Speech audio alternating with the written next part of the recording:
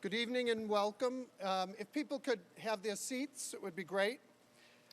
I'm City Councilor David Marr, the Chair of the Government Operations and Rules Committee of the City Council, and I want to welcome you all here tonight and thank you very much for showing up and participating in this very important decision that the Council has before it. We have been struggling in dealing with this issue for the past 6 months as we have developed a process to replace City Manager Richard Rossi, who, after more than 40 years with the City of Cambridge, and the last 3 years as City Manager, is retiring. And so this is one of the steps that we have to really let you folks be able to listen to the finalists and to be able to offer feedback to the City Council. Tonight's meeting is going to be televised and it will be rebroadcast. Tomorrow night at City Hall beginning at 5:30, there will be public interviews of the candidates that will take place in the council chamber at City Hall. That again will start at 5:30, and on December, I'm thinking way ahead.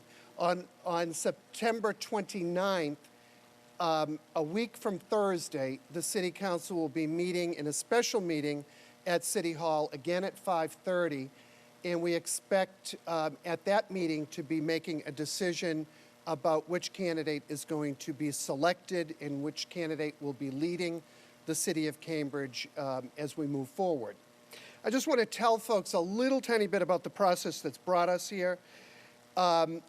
You know, if you look back at the 75-year plus history of the form of government that we have in Cambridge, we have never in that time undertaken a search of this magnitude or this scope. So we really had nothing kind of to look at and say, this is what we want to do. What we were able to do is to look at searches that have been done for the superintendents of schools over the years and how those types of searches have kind of matured and become more transparent and become more involving of the public. And that's what we kind of mirrored this search after. And just to let you know that we had the first part of the process was to develop the process and the timeline. And then it was to move on and look at an evaluation committee. Whenever a government hires a search firm, we can't just go out and hire a search firm. It has to be a public bid process. And that happened, and it resulted in GovHR that was hired to lead the city in this search effort. And I want to acknowledge and thank Councilor Carlone, Councilor Devereaux, Vice Mayor McGovern, and who am I missing? And Councilor Kelly, who served alongside city staff in selecting GovHR. As part of the RFP process, we designated that we would have a series of focus groups, and we had a lot of focus groups. In fact, we had over 30 focus groups that GovHR met with, and as part of that, really, it was to find out what people were looking for in the hiring of the next city manager, the type of qualities and the vision that people were looking for. From those meetings was a leadership profile that was developed, which kind of laid out exactly for applicants what the City of Cambridge was looking for. In addition, GovHR did the recruitment effort, reaching out to folks during the months of July and August to solicit applications from people. Over 55 people applied for the position of city manager. We put together, as part of that, a group of 15 stakeholders, and it was all in a public process of looking at different stakeholders in the city. So there were people from the nonprofit, people from the business community, people from neighborhoods, people from public health, people from the schools, all that kind of came together to offer a perspective and meet with the candidates and go over the initial group of candidates that were presented by GovHR.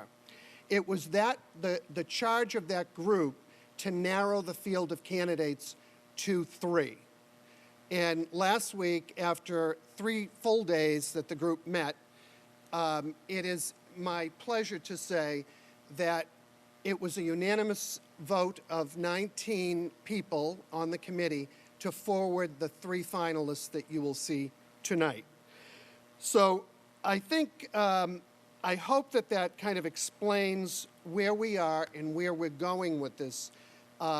And I will say that through a lot of effort of a lot of folks, this timeline has been right on.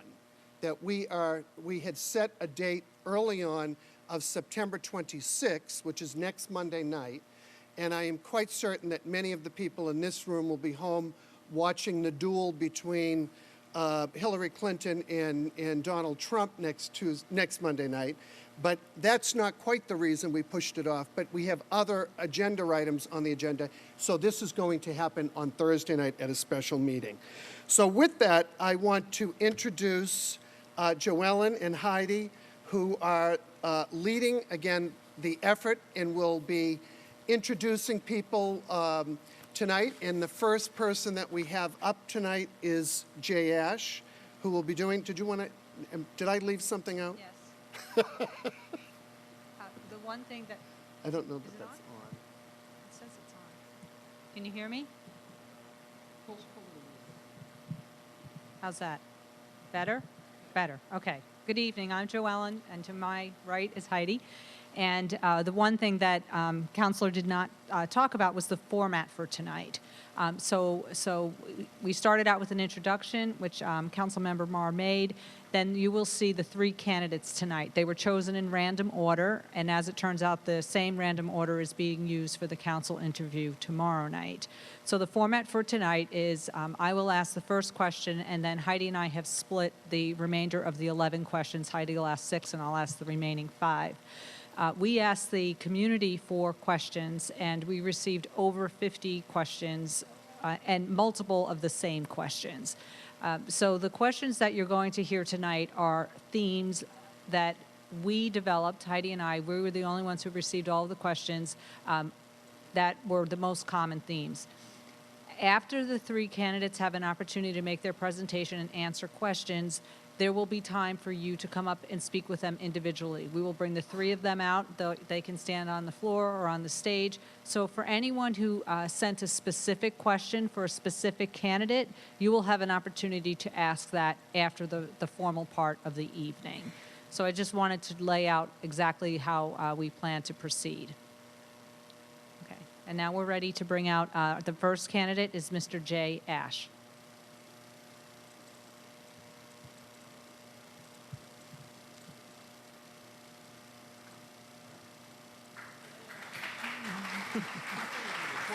That's nice.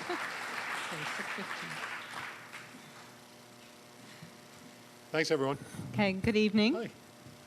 Hi. So, Mr. Ash, what we would like you to do is to start out with a little bit about yourself and your vision for Cambridge. And then after that, we have 11 additional questions we're going to ask you for a total of 45 minutes, and we will prompt you with the time. Great. Okay, thanks. Well, I want to thank everyone for coming out tonight. Thank you, the City Council, for hosting this, and especially thank you, the search team, for helping to facilitate this. My name is Jay Ash. I'm currently the Secretary of Housing and Economic Development for the Commonwealth of Massachusetts. In that capacity, I'm responsible for housing, economic development. I'm also responsible for consumer affairs, banking, and insurance.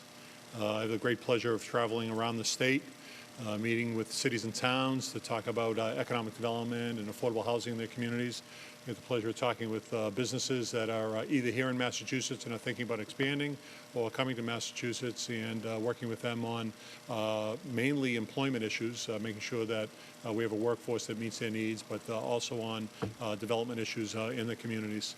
I have the pleasure of working with elected officials from around the state on issues that are important to their communities, oftentimes outside of economic development and affordable housing.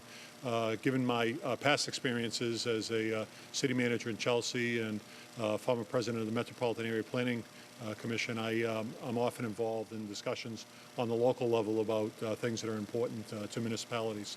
So I've been in this position for the last almost 2 years. Some of you who follow local politics may know that I was the first Democrat appointed to a Republican administration. It's been a pleasure to work for Governor Baker, somebody who really doesn't care about labels. He's interested in, I say, not the Republican way of doing things or the Democratic way of doing things, but the right way of doing things. And as a result, I've been able to flourish with him and help for cities and towns. Prior to being selected to be secretary, I worked in my native Chelsea for 18 years. The first 4 years, I was a planning development director. And for the last 14 years, I was the city manager. I was the second city manager in Chelsea. Right now, the longest tenured city manager ever in the community. And as city manager, I was responsible for many of the things that the Cambridge city manager would be responsible for. I like to think that we had a fair amount of success in Chelsea. I say we because it was a collaborative effort that I was part of, but there were many actors involved. We increased bond ratings, we brought development, we improved the schools, and for our efforts, we were awarded twice the All-America City Award by the National Civic League. So really good experience on the municipal level and something that I really appreciate. Before that, I worked at the State House. It was my first real job out of college. I worked for 11 years. For those of you who remember politics, I worked for Richard Voke, who was the state rep from Chelsea and Charlestown, but he was also the House Majority Leader. So I'm fond of saying that those 11 years, I learned how to say yes, being at the State House, and for the 14 years as city manager, I had to learn how to say no. I bring a good balance now, I think, between yes and no.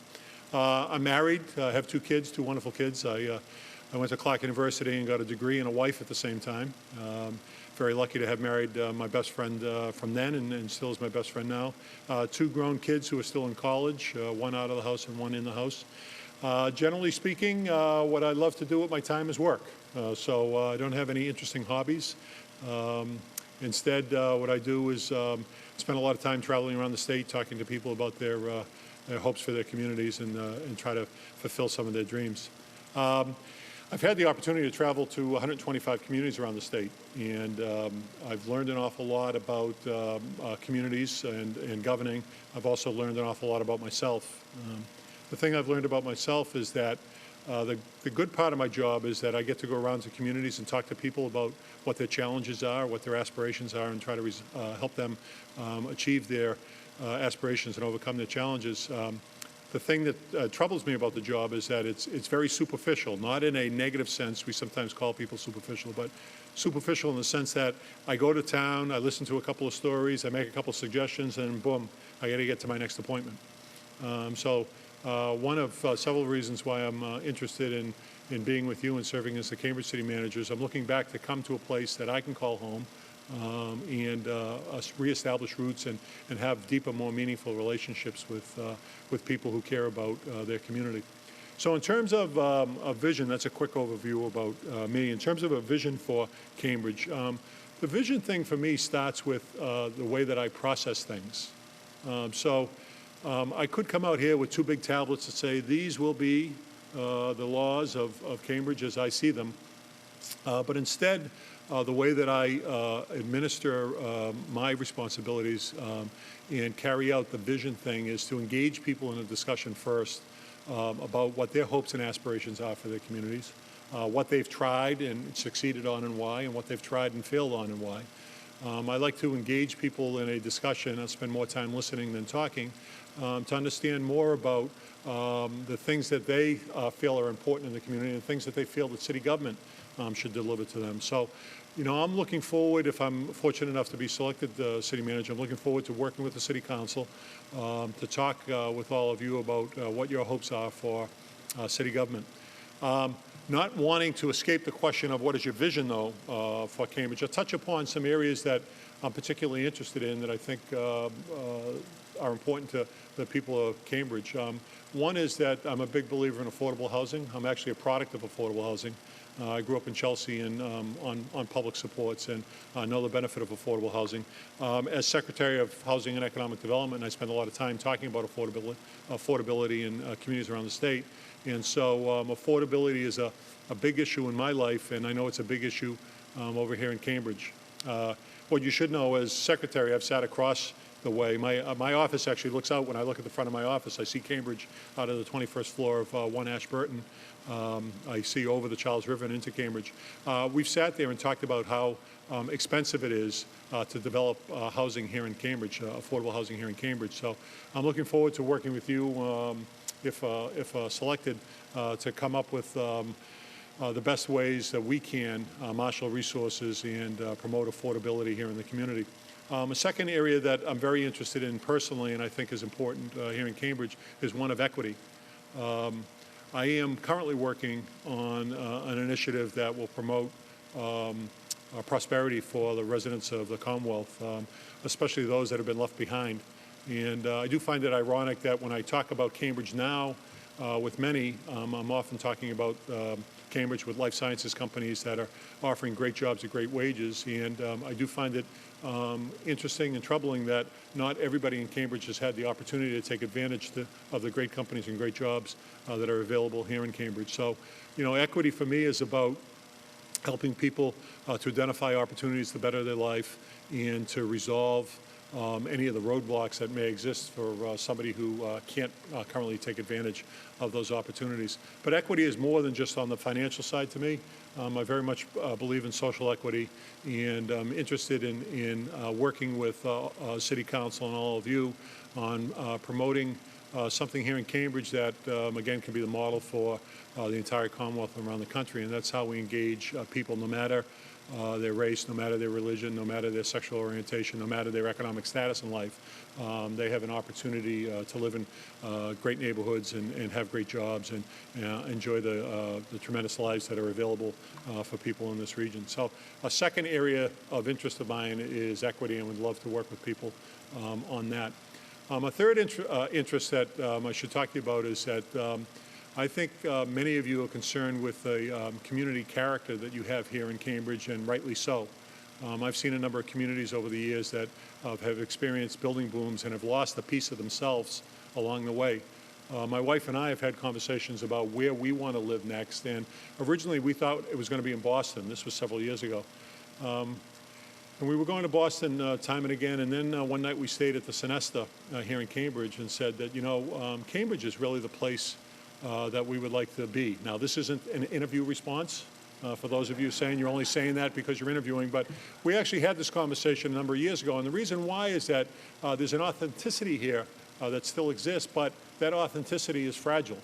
And so working on the community character, promoting the right kind of growth, but also making sure that the places that many people have grown up in, the places that many people have fallen in love with, are still places where people can afford to be and want to be. So working on community character with you all is an important thing.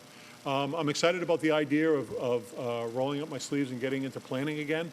Again, I had some experience as a planning director in Chelsea, so the idea of thinking with people who are very knowledgeable about a particular area, thinking seriously about issues, coming up with a plan and then implementing that plan is exciting to me. And I think that there's planning going on here already. I know that there's planning going on here already, and I think that I can help advance that. I sometimes manage my life by slogans, and one of the slogans I have for my own job is you plan the work, and then you work the plan. And so I'm looking forward to both ends of that exercise, should I be here with you, in making sure that there's solid community planning around issues like growth, around issues like housing, around issues like the environment or transportation, around education, around workforce development, around prosperity for all the residents, and then actually implementing that plan. Two more areas that I would talk about. One is about relationships in the community. I'm a big believer that no one person or no one institution is responsible for fully responsible for the health of a community. So it's been my life's work to engage with other entities that can contribute to the community's vision for that which you try to achieve. So by that I mean working with institutions like Harvard and MIT on issues that are important to the city of Cambridge and its residents. Working with community-based organizations. I'm a big believer in the value of community-based organizations and what they can do in a community. Working with the business community, large businesses that have resources to do other things other than operate their businesses, and small businesses that are struggling to survive and help to maintain that fabric of character in the community.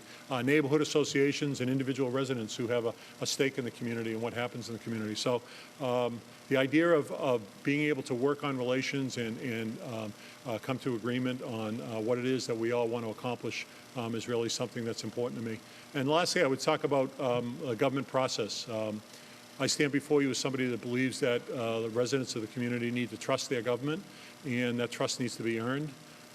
I hope to establish trust with the people who are in Cambridge through my actions, through my spoken word, and really through listening to everybody who has an opinion about what should happen in Cambridge. So transparency and trust are important aspects of what can happen in City Hall, and frankly, as formerly as city manager at Chelsea, it's one of the things I miss the most is developing that relationship as city manager with residents of the community, talking about things that are happening in the community, and establishing that transparency where people feel and believe that City Hall is really looking out for their best interests. So it's kind of the big picture of what the vision thing is for me, but those things, along with others, will evolve if it was my administration over the first 3 months, where I'd be listening, getting out in the community, talking to people, and certainly relying upon the City Council to help fill in a lot of the holes that may be present in my efforts to learn more about the community.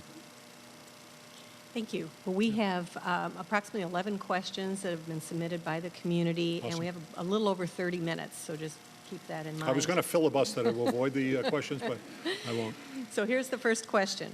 And as a longtime city resident, I know that Cambridge has made progress in addressing some of the issues related to urban forestry, but there is much more to do. What is your vision for trees, parks, and open space in the city, and what is your experience in implementing such programs for urban forestry? Sure. I don't refer to it as urban forestry. I talk about the canopy that exists over a city, and I think that canopy is an important part of so much about what city life could and should be. So let's talk about my experience first, and then we'll talk about some hopes.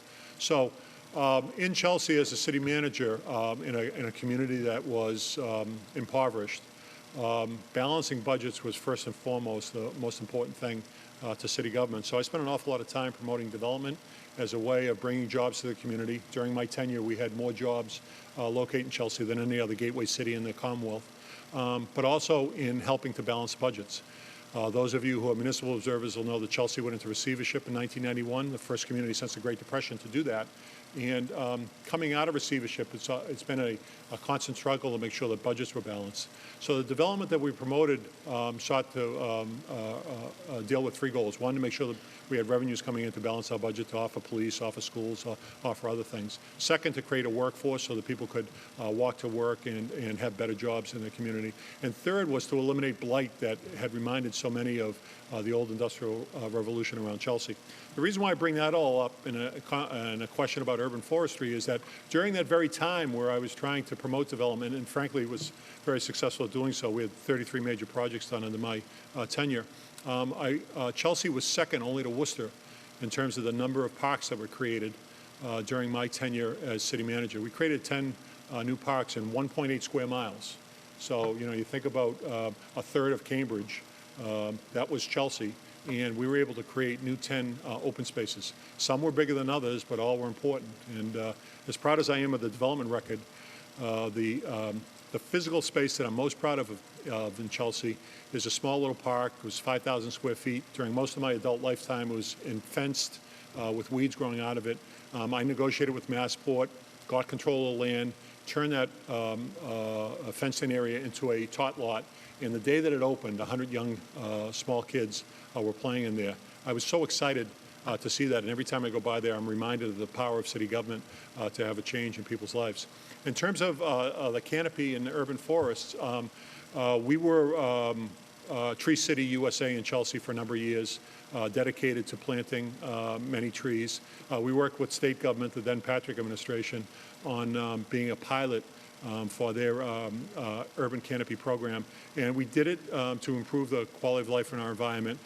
We did it to improve the quality of life that residents had. And we did it because we really did believe that a greener city is a better city. And so I remain committed to those ideals and do believe that there's a balance to be struck between needing to grow or wanting to grow versus making sure you take care and you're a good steward of the environment. Thank you. Could you give an example of how you have engaged the community, specifically residents, in the resolution of a contentious issue? Yeah, sure. A problem in the city of Chelsea is that people don't typically come out to community meetings. So some of you that interviewed me earlier on already heard this joke, but when Chelsea was going into receivership, there were only a handful of people that really cared, and that troubled me an awful lot. Meanwhile, in Charlestown, where I worked for the state rep, people would come out pretty regularly. In fact, hundreds would come out if you wanted to change the color of your house, and they'd all have a strong opinion about what color your house should be.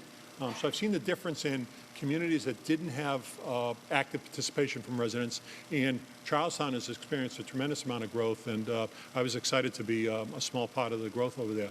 The point is that sometimes you can open up the doors and people show up, and other times you have to find ways of bringing them in. In Chelsea, my challenge was to find ways to bring them in. When enough people weren't showing up, especially to what I thought were contentious issues that I wanted to get public input, and I thought the public input was important, I created my own forum. It's a lousy name. It's called the Occasional Forum for Public Input. I could have used the marketing department, but didn't have one at Chelsea City Hall. But the idea was that before I went and proposed something that was controversial, something that was important to the community, I wanted the community to help shape what the issues were. I wanted to check what my thoughts were about the issues and wanted to help them come up with solutions. We did it on a number of occasions. We changed the trash policy of the city. We went from a free trash to a orange trash bag to pick up, encourage recycling, reduce litter in the community. We changed our parking program to promote more resident parking. And each time and several other times I went to those forums to engage people. That wasn't the only way that I engaged people. The thing I missed the most about being Chelsea city manager is that I used to email, an older technology, but I used to email 1,000 people in the city regularly and gave them their own version of the inside scoop. So everybody loves to get the inside scoop. We all like to know what's going on before others do. Well, I use the inside scoop as a way of communicating back and forth with the average citizen. Couldn't rely just on newspaper, couldn't rely upon what they were just seeing on cable TV. I wanted to make sure they heard directly from me. So I spent a lot of time on the inside scoop. I'd send one out every other week, usually 10 to 20 items, and would communicate to people about things that were going on in the community. Some of them like development, some of them like celebrations they should go to. Ask them opinions about issues I was wrestling with, be a little bit irreverent at times and have a little bit of fun with them, and really make them feel like they were part of what was going on at City Hall. To this day, as I go back to Chelsea, people ask me first, how was the governor? And second, boy, do I miss the inside scoop. Are you going to ever send those out again? So it's a great way to connect. I do believe that the best of city halls, the best of public officials find ways to communicate with people. Sometimes that's about speaking, but the best of policies emanate from large groups of people coming together and helping to fashion an initiative or solve a problem going forward. Thank you. How important is a strong financial position for the city, and how do you plan to maintain that of Cambridge's if you are chosen city manager? So I call them fundamentals. They're fundamental beliefs I have about city government. The fundamental beliefs are about areas of government that need to be strong in order for a community to be vibrant. The first one is financial. I'm fond of saying, again, slogans managing government, that all good things happen from a balanced budget. Of course, that's my perspective, having managed a community that went into bankruptcy. There was nothing else that we could do because we were always looking into the seat cushions for another quarter to pay this or that. So maintaining a strong financial base is really important. Just review the other fundamentals and I'll come back to the financial base. So I believe that public safety is an important part of what happens in the community. Public safety, police and fire, but also public safety in terms of what's happening on our streets with bicycles or roadway improvements for motorists or pedestrians to drive over, or building inspectors and what's happening in individual homes. So public safety is an important part of the community. Economic development is an important part of a community. You here in Cambridge are blessed to have the leading center of life sciences in the world. You should all be proud of that. I will tell you, don't take it for granted, because every community in every state around the country, including here in Massachusetts, is trying to take that away from you. And every country around the world is trying to figure out how to take that away. It's much easier to maintain something than it is to build it up. And once you lose it, you're likely not to build it up again. So there's tremendous opportunity in the growth that you've seen, but managing that growth is important. And that gets to my next fundamental, and that's around neighborhood stabilization. So in Chelsea, I practiced the idea that the economic development that was taking place had to have a positive impact on neighborhoods. And in neighborhoods where there wasn't economic development happening, there were other things that I tried to do to enhance the neighborhood experience. I created this program called Resolution, again, not a sexy name, but Industrial Residential Conflicts. Chelsea, much like Cambridge, was character changed around the Industrial Revolution. And so in many neighborhoods in Chelsea and in many neighborhoods in Cambridge, there are industrial activities that have housing around them. 100 years ago, that was important because people didn't have cars, they walked to work. So it wasn't unusual to have a factory and then have a whole bunch of housing where the workers worked to support the factory. But today, that isn't the case. And so I made a concerted effort to resolve industrial residential conflicts in Chelsea, did it 10 times, maybe 11, where I was 9 out of the 10 times I was able to move the industrial uses out of the neighborhood to enhance the neighborhood experience. There was one time, on the other hand, where I identified an area that should be more industrial than residential. And in that case, I worked with the residential property owners and the neighbors to still create a pocket for a better quality of life for them, but maintained what was important for their lifestyles. So in addition to those that I've already identified, another fundamental for me is community development. Community development is one of those terms that can mean different things to different people. For me, I look at it as a wide view. It's not about economic development, but it's everything else that is important to a community. It includes jobs, it includes schools, it includes affordable housing, it includes playgrounds and play spaces. And we had a tremendous record on community development. I've already talked about the jobs that were created. The schools, I'm a graduate of Chelsea High School, proud that Chelsea High School during my tenure was identified as the best small school in the country by the Princeton Review. So I think that was the name of it, the Princeton Review. So I'm very proud of what our community development agenda would be. And then the last principle, one that I've already talked about, is honesty in government.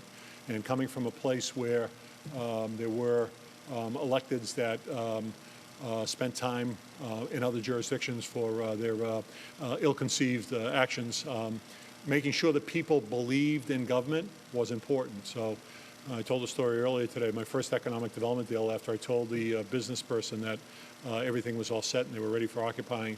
The business person said to me, "Thanks, Jay, what else do I need to do?" and winked at me. Having grown up in Chelsea, I knew what the wink was. He wanted to know how much the cost was. I laughed with him, and I also said to him, that's the old Chelsea. The new Chelsea is almost like a recovering alcoholic. Can't be caught in a bar, let alone making a drink. Government needs to be honest. We need to be able to convince all of you and everybody else that's watching that government is honest. So those are my fundamentals about good government. Getting back to finances, strong finances mean that you have the flexibility, but not the unbridled opportunity to do what is necessary. The flexibility meaning that you can leverage your ability to take actions, to resolve issues more quickly, to buy property that may become available. I did that in Chelsea regularly, to make investments in places that need to make investments in. Whereas if you don't have a solid financial base, then not only do you lose those opportunities, but it often eats away at the core things that you do. So yes, finances are important. I do recognize here in Cambridge, Quincy, in Cambridge that you have a very healthy financial record, and I congratulate everybody involved with that. My job, if I was city manager, would be to help maintain that and make sure that investments that are being made as a result of that deliver great benefits to the community. Thank you. How do you propose to make Cambridge government more transparent and accessible to the community? So I touched upon a little of that. I guess I'll add a couple of other things. At Chelsea City Hall, my office door was always open. Anyone that came, literally open. So anyone that came to City Hall could walk in right into my office. That meant city councilors, that meant members of boards and commissions, but it also meant residents. I often, and what I do now as secretary, it'd be easy for me to sit back on the 21st floor and have people come to see me. But I go out to see them.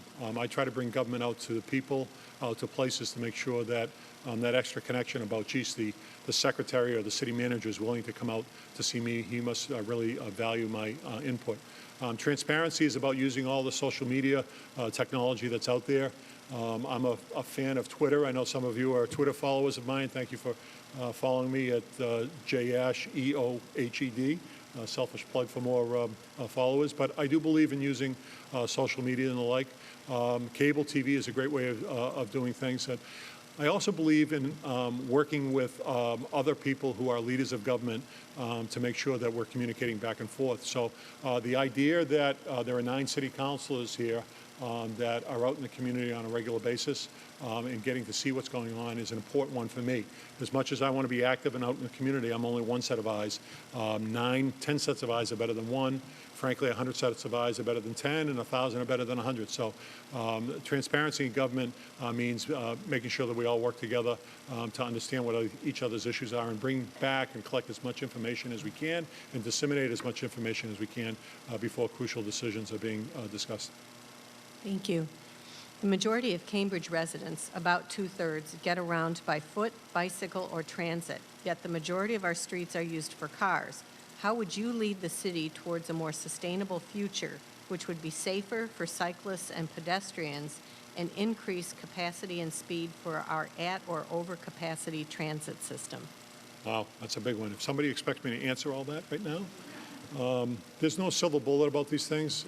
Much of the issues, almost any issue that will come up is about doing good planning and then having the fortitude and the desire to implement those plans. So what you should know is, as president of the Metropolitan Area Planning Council, MAPC, I was the leader of that organization when we adopted the Hubway program, the bike sharing program. We had a different bike sharing program in Chelsea, but that was a different story. You never had to return the bike once you took it. But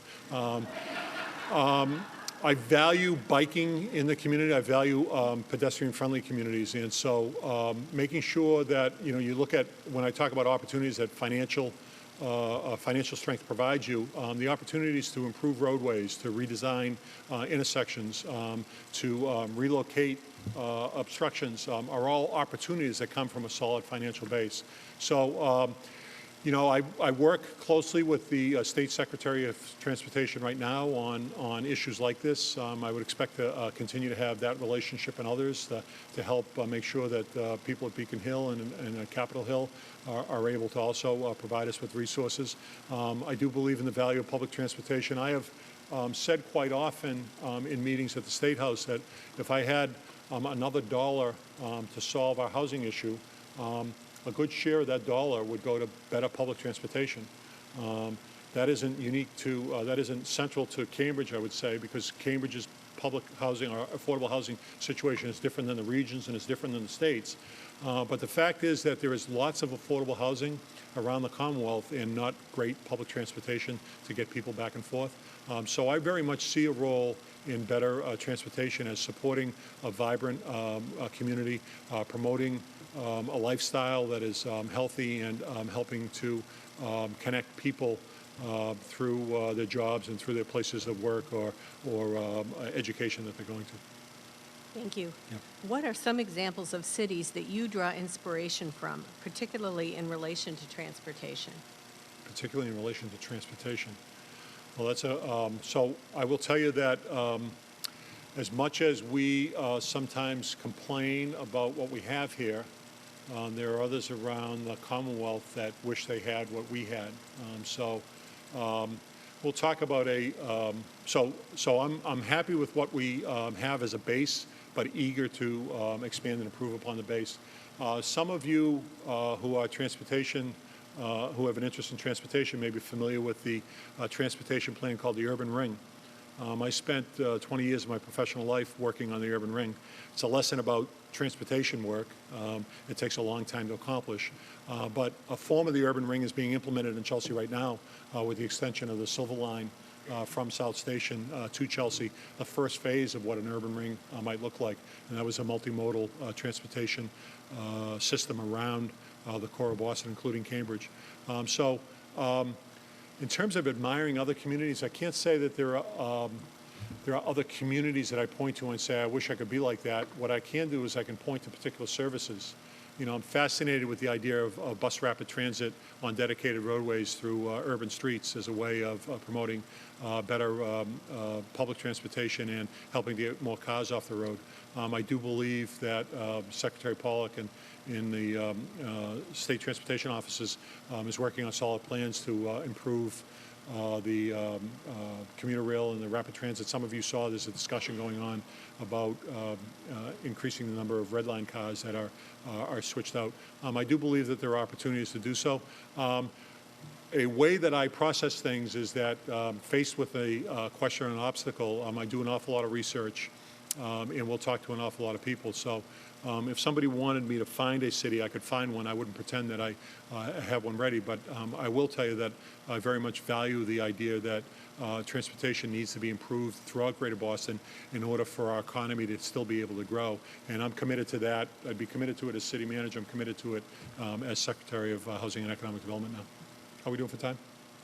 13 minutes. How many questions? 6. 6?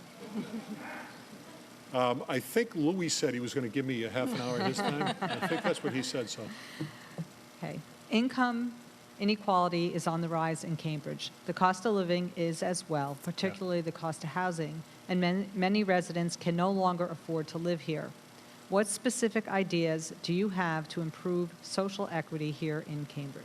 Yeah, so income inequality is the number one thing I'm working on these days. So last session, I led the effort to get a major economic development bill passed that was signed into law and will give us opportunities to improve the economy around the state. Right now, we're working on new initiatives, and I've been focused on income inequality for the last 6 months now, in part because of the upbringing that I had with a mother who was on public assistance for most of her adult life, in part because I see so many people doing well and know that there's something in between that we all need to strive for. So income inequality has dominated the discussions that I've had of late, and I'm looking at it from the very low income point of view all the way up to middle income. Again, to restate a principle that I have, I believe that creating opportunities for people to succeed is government's role. We don't create jobs, but we can create opportunities for people to fill those jobs. So spending an awful lot of time on workforce development. I'm spending an awful lot of time on transportation to get people back and forth. Spending time on creating child care opportunities for people so that they can go to work or go get better educated.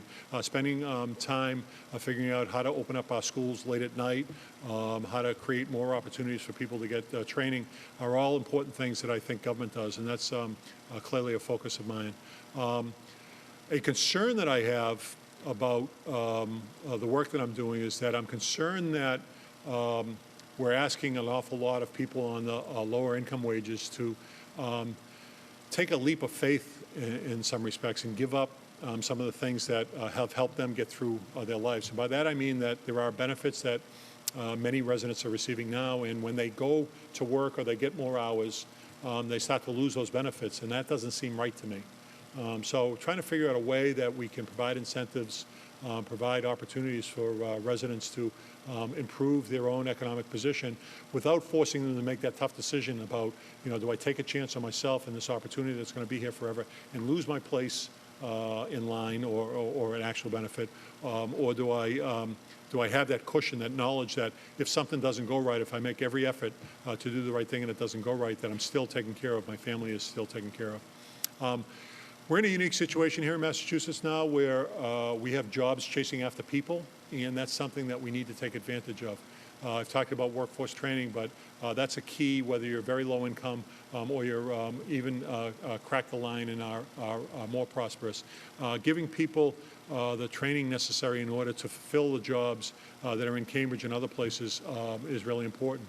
As I work with businesses, I get excited about businesses that are bringing jobs that are paying $100,000 each to our communities. But I then often talk to my partners in government, the Secretary of Labor and Workforce Development and the Secretary of Education, about how frustrating it is to know that a job for $100,000 is landing in a community, but the residents of that community aren't fully prepared to be able to take advantage of that. So income inequality to me is about developing plans, individual plans tailored to individual needs. It's about having coaching available through community-based organizations and elsewhere to help residents find their way into these programs and onto improvements. It's about working with the business community to have jobs that meet people at where they are and also provide them with opportunities to improve. It's about making sure that government is focused on those people that are less fortunate and has as much time, if not more time, to help them connect with the opportunities that exist around here. Thank you. Cambridge is a diverse community. What experience do you have that demonstrate your management skills in hiring and maintaining a diverse workforce in an atmosphere of collaboration and respect? Please be specific. Yeah, sure. Collaboration and respect are important. So as Chelsea City Manager, I implemented a plan that resulted in a 50% increase in the persons of color that were working from mid-management down. And so some would say, well, what about mid-management and up? Well, the pipeline wasn't there yet to have people who were in city government that could fill the positions above them. So I was proud to be the person that swore in the first Latino superior officer in the police department, a priority of ours. I was proud to see as many Latinos and others hired at the lower levels, and then I was proud to engage with my my staff, my department heads to develop programs, training programs that would help pull people up from the places where they first entered. As secretary, I'm actually proud to be in a secretariat that has a more diverse population than the previous administration. Part of that is because the workforce is getting more diverse, so you should naturally expect that to happen. But part of it was a priority of mine and of the governor's. So not only people of color, but gender as well has been an important part of what I do. I have been surrounded by terrific women who have been partners with me in government and have gone on to do great things. To drop a name, those of you interested in politics, Kim Driscoll, who's the mayor of Salem, was my first deputy city manager, actually my second deputy city manager. And it's those types of relationships that I really nurtured. I surround myself with a diverse workforce and do believe very much in diversity. And one of the important reasons why I believe in diversity is that I grew up in a community that was diverse, but I didn't grow up as a young Latino or as a young black man. I can relate to some of the experiences, I can hear some of the experiences, but I can't fully relate to all of the experiences. And so having a diverse workforce, having a workforce that reflects the community is important, because it's only then can you get a healthy injection of ideas and policies that truly embrace the richness that diversity can provide for a community. Thank you. Cambridge has taken bold and innovative steps to humanize its police department and the practices followed by its officers. This is a multi-part, okay? Are you aware of those practices? Do you believe in the principles and philosophies they represent? What would be your process for hiring the next police commissioner, and when would that process begin? So I know about the practices just a little bit. I will talk to you about the emphasis I have on making sure that police officers are members of the community and develop trusting relations with the community. In Chelsea, one of the organizations I work with is an organization called ROCA.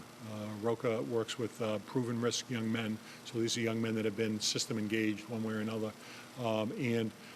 As a direct result of the efforts, by the way, this is Interview Jay talking, and I'm not usually as forward about direct results, and this is what I did, but this is Interview Jay talking.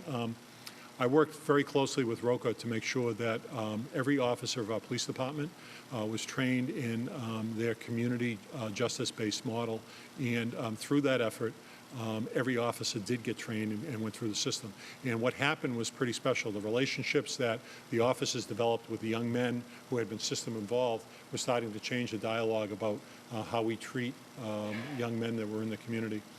So I do believe that policing is more than just about protection, and would advocate for a police department that sees its role in the community not only as protectors but as community partners. In terms of hiring a police commissioner, again, I draw back on my own personal experiences. The last time I hired a police chief, I engaged 33 stakeholders in a discussion about it. I created 3 panels of 11 One panel was residents, one panel were city officials, and the third panel were outside experts. In the process, I started with thinking that I was going to hire candidate A.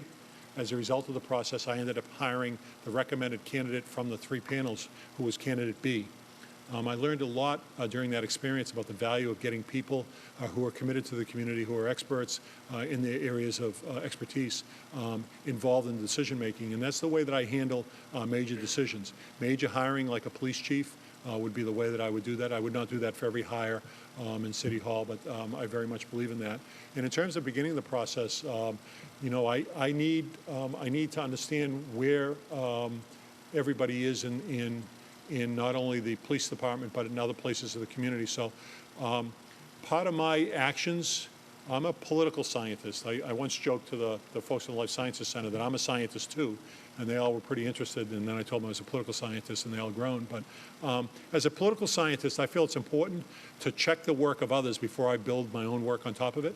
And so I need to spend just a little bit of time, it's not a lot of time, but I need to spend a little bit of time on what's happened in the police department to date, to learn more about successful programs, to understand what the community believes about the police department before I fashion the next step. So I'll take a little bit of time, a very short period of time, but I don't believe in rushing major decisions, but I don't believe in delaying them either.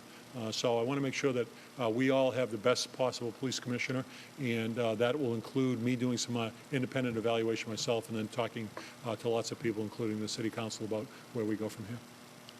Okay, so you have about two and a half minutes after I read this, so this will be the last question. Okay. Cambridge today is not the same Cambridge 25 years ago, when many of the city councilors and others in the city's administration came into power. We are in the middle of a major economic growth spurt that has brought not only West Coast and international firms, but also the physical expansion of institutions of higher learning into key neighborhoods of the city. Local merchants and residents are getting squeezed out. What specific models from outside of the Cambridge and Boston area, national or international, would you seek to draw on in seeking redress to these problems? Yeah, having a downtown strategy, it's not as appropriate here as it is in smaller communities, but having a downtown strategy around business development is important. And by that I mean not necessarily downtown retail, but smaller companies that need assistance.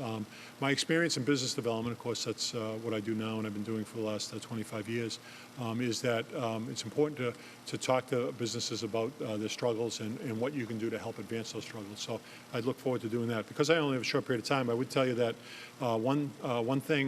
two things that I'm pretty proud of. In Chelsea, I created this program called Dinner and a Show. What I did was, when new restaurants opened up, and Chelsea does not have the restaurant scene that Cambridge does, so it was important for me to help restaurants to expand in Chelsea. Dinner and a Show was meant to bring community people to a restaurant and then to one of our local cultural activities. And so I would organize through my inside scoop and get 25 to 50 residents who would join me to go to a new restaurant.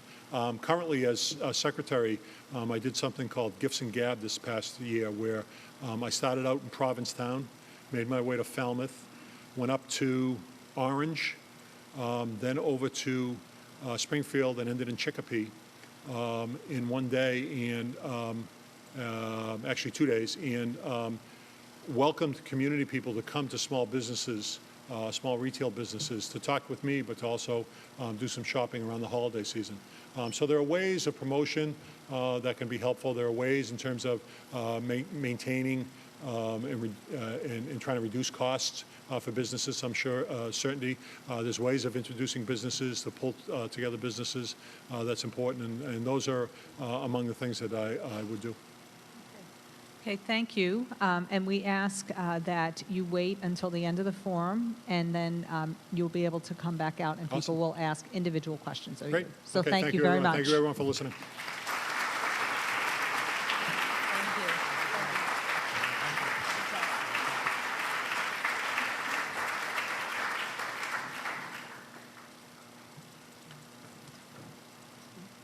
Just while we're waiting for the next person to come out, if anyone is parked in the library lot, I want to just remind folks that the library lot closes at 8:55, and they really mean it. They shut the gate, and you won't be able to get your car out. So just be aware of that. I also want to just take a minute to recognize my council colleagues who are here. Councilor Jan Devereaux, Vice Mayor Mark McGovern, Councilor Nadeem Mazin, Councilor Dennis Carlone. I also saw Councilor Tim Toomey and Councilor Craig Kelly, and I think that's who I saw. All right, and I hope everybody did get one of the feedback forms also, and we'll be collecting those. Fran is right there, and we'll be more than happy to. Oh, I'm sorry. Now, Sheila, come over here. Sheila Keaty, who is actually the co-chair of the screening committee, just informed me that Bill Currier is here and will let folks out of the library lot. Okay. I would imagine that means 9 o'clock, 9:05, but not 10. Exactly. Okay, our next candidate finalist is Mr. Paul Featherston.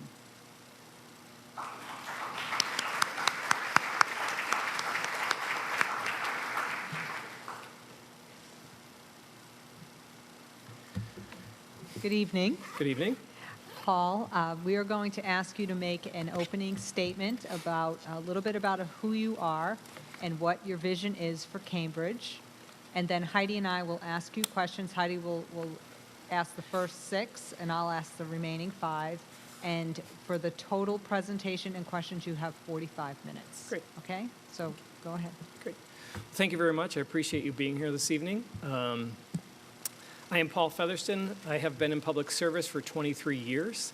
I'm a native New Englander. I grew up in Connecticut and have lived in Connecticut and Massachusetts for all but the last 8 years. My educational background is I'm a graduate from a bachelor's degree in political science from Trinity College, and I have my Juris Doctor degree from Western New England University in Wilbraham, Massachusetts. I have spent the last 23 years in public service, all at the executive level. I started as an assistant corporation counsel, and I fell into the administration. I've loved it ever since. I'm in public service because I feel profoundly about the need to positively impact our communities and make a difference. And I still have a strong passion for public service. I've also gone to the University of Virginia for their Senior Executive Institute, where I learned a lot about high-performing organizations and how you serve your communities the best and how you work with communities and city councils to achieve everything that the community can and wants to be. For the last 8 years, I decided I wanted a little bit of a change and get out there and experience more of the country and see how things are run in different parts of the country. Love New England, but I wanted a little bit of a change. I landed in Boulder, Colorado. Great place to land. Worked there for 6 years as a deputy city manager. And I helped to support and assist every aspect of the organization, from open space, transportation, and I fell in love with the progressive nature of the organization, the progressive nature of the community. The organization was a high-performing organization that was very committed to its inspiring a future and in being inclusive. And so that's something that I learned there, and it really spoke to me in that. And so from there, I decided that I wanted to really, for the rest of my career, be a part of progressive communities and help them achieve some of the really inspiring things that Boulder had done. So from there, I decided that I would come back to the East Coast and look for progressive community in the mountains, and I currently serve in Asheville. I'm an assistant city manager in Asheville. My main portfolio is made up of public safety, parks and recreation, finance, IT, human services, human resources. And I work closely on a number of issues that Cambridge is dealing with: social and racial equity, resiliency, having a healthy community, committed to education. And so when I have to tell you, Cambridge, why Cambridge? Cambridge for me, my boss asked me 6 years ago as a part of my professional development what my dream job was. I said Cambridge. And I remember at the time, and at the time, the city manager was nearing his retirement. I was so anxious for participating. And so it's really a dream for me to be here and participate. And my dream for my vision for Cambridge is really, I don't go into an organization or a community with a preconceived notion of what the vision is. I actually think that it's important to build a shared vision, that the vision has to be a collaborative process between the community, the council, and the organization. And it's through that work and that collaboration that a vision can come out of. I do believe some very core things in any organization that I go or any community. And that is, I believe it's really important to create an environment where everybody can exceed and excel.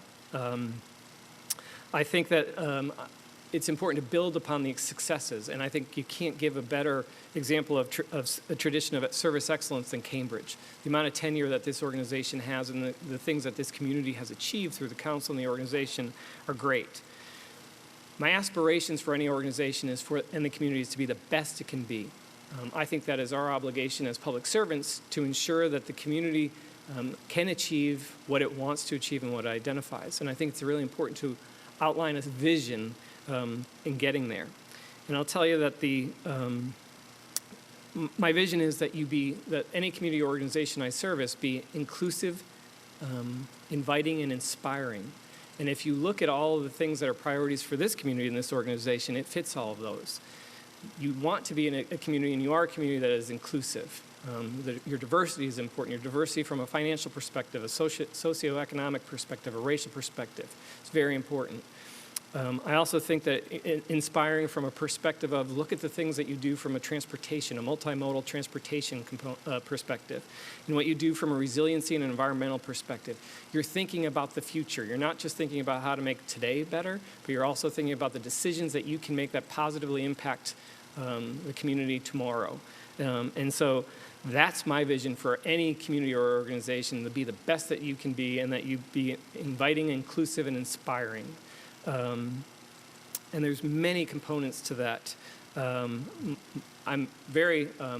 find it very impressive, the work that you're doing as an Envision Cambridge. I would use that as a way to catapult into a vision, and I think that's the intention of it. And I have my 23 years and most recently my past 8 years in really progressive communities to help you achieve that which you can. And just to wrap it up, the things that really drive me are, and I've shared this early in the process, but it's so important to me that I'm going to share it again, is that what really drives me is the Athenian oath. And I'm sure that some of you are familiar with it, but there's two components of it that really speak to me. One is that we will ever strive for the ideals and sacred things of the city, both alone and with many. That speaks to me because there are times when the community and the organization, the council, either have to stand alone and do something because it's the right thing for the community or the organization, and most of the time you have to do it with many. That really inspires me, and I think that's really what the work is about. And the second one, which is the most impactful for me, is we will leave this city not only less, but greater, better, and more beautiful than it was given to us. I think that I spend every day trying to think, how do I make the organization, the community, and serve the public and the council and make this a better place and the best place that it can be. Thank you. Paul, I have 11 questions that have been submitted by the community, and the first one reads, as a longtime city resident, I know that Cambridge has made progress in addressing some of the issues relating to urban forestry, but there is much more to do. What is your vision for trees, parks, and open space in the city, and what is your experience in implementing such programs for urban forestry? Sure. I completely agree that forestry is an important component of any community, particularly urban ones, because you have usually the urban ones have the least ability to achieve that. It's the most challenging part. And so I believe strongly in the need for open spaces, parks. I think they add to quality of life. I think they also play a key component to the community's health and the community's resiliency. Trees can help reduce the heat impact, but the parks and open space create great opportunities for people to get outside and have a healthier life. My experience in urban forestry and the way that I think it's really important to have a master plan. And some of my experience in Boulder, Colorado was creating a lot of master plans, some of them about how to maximize our open space and our parks and our parks.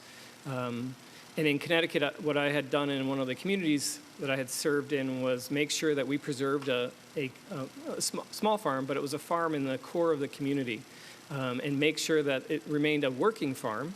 The city actually bought the development rights, but it also then, through the negotiation of that, ensured that that farm continued to be working to some degree to contribute to the health of the community. And from an open space perspective, green space, no matter where, especially in an urban environment, is really important. Every green space you have is important. It doesn't have to be a large parcel. It can be a pocket park. It can be passive recreation.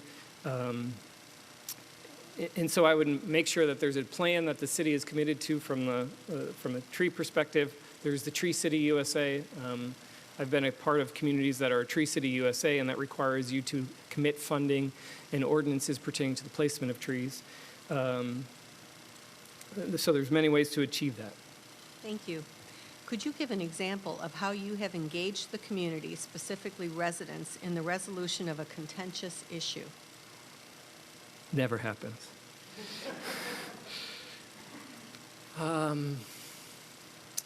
Sure.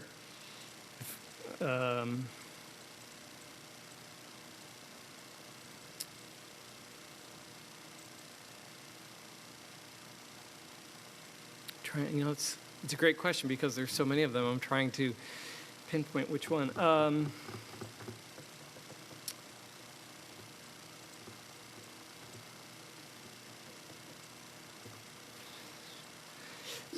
So one of the things I'll speak about one of the experiences that I'm having in Asheville right now. It's a very contentious issue where the police department has had an officer-involved shooting of an African-American man in a housing development.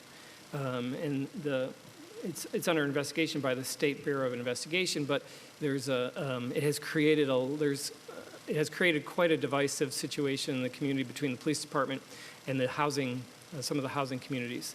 And so to address some of that, what we have done, and Human Services is under the county purview in North Carolina, but we work very closely with them. And what I have done to help create more of a dialogue about how do we move forward.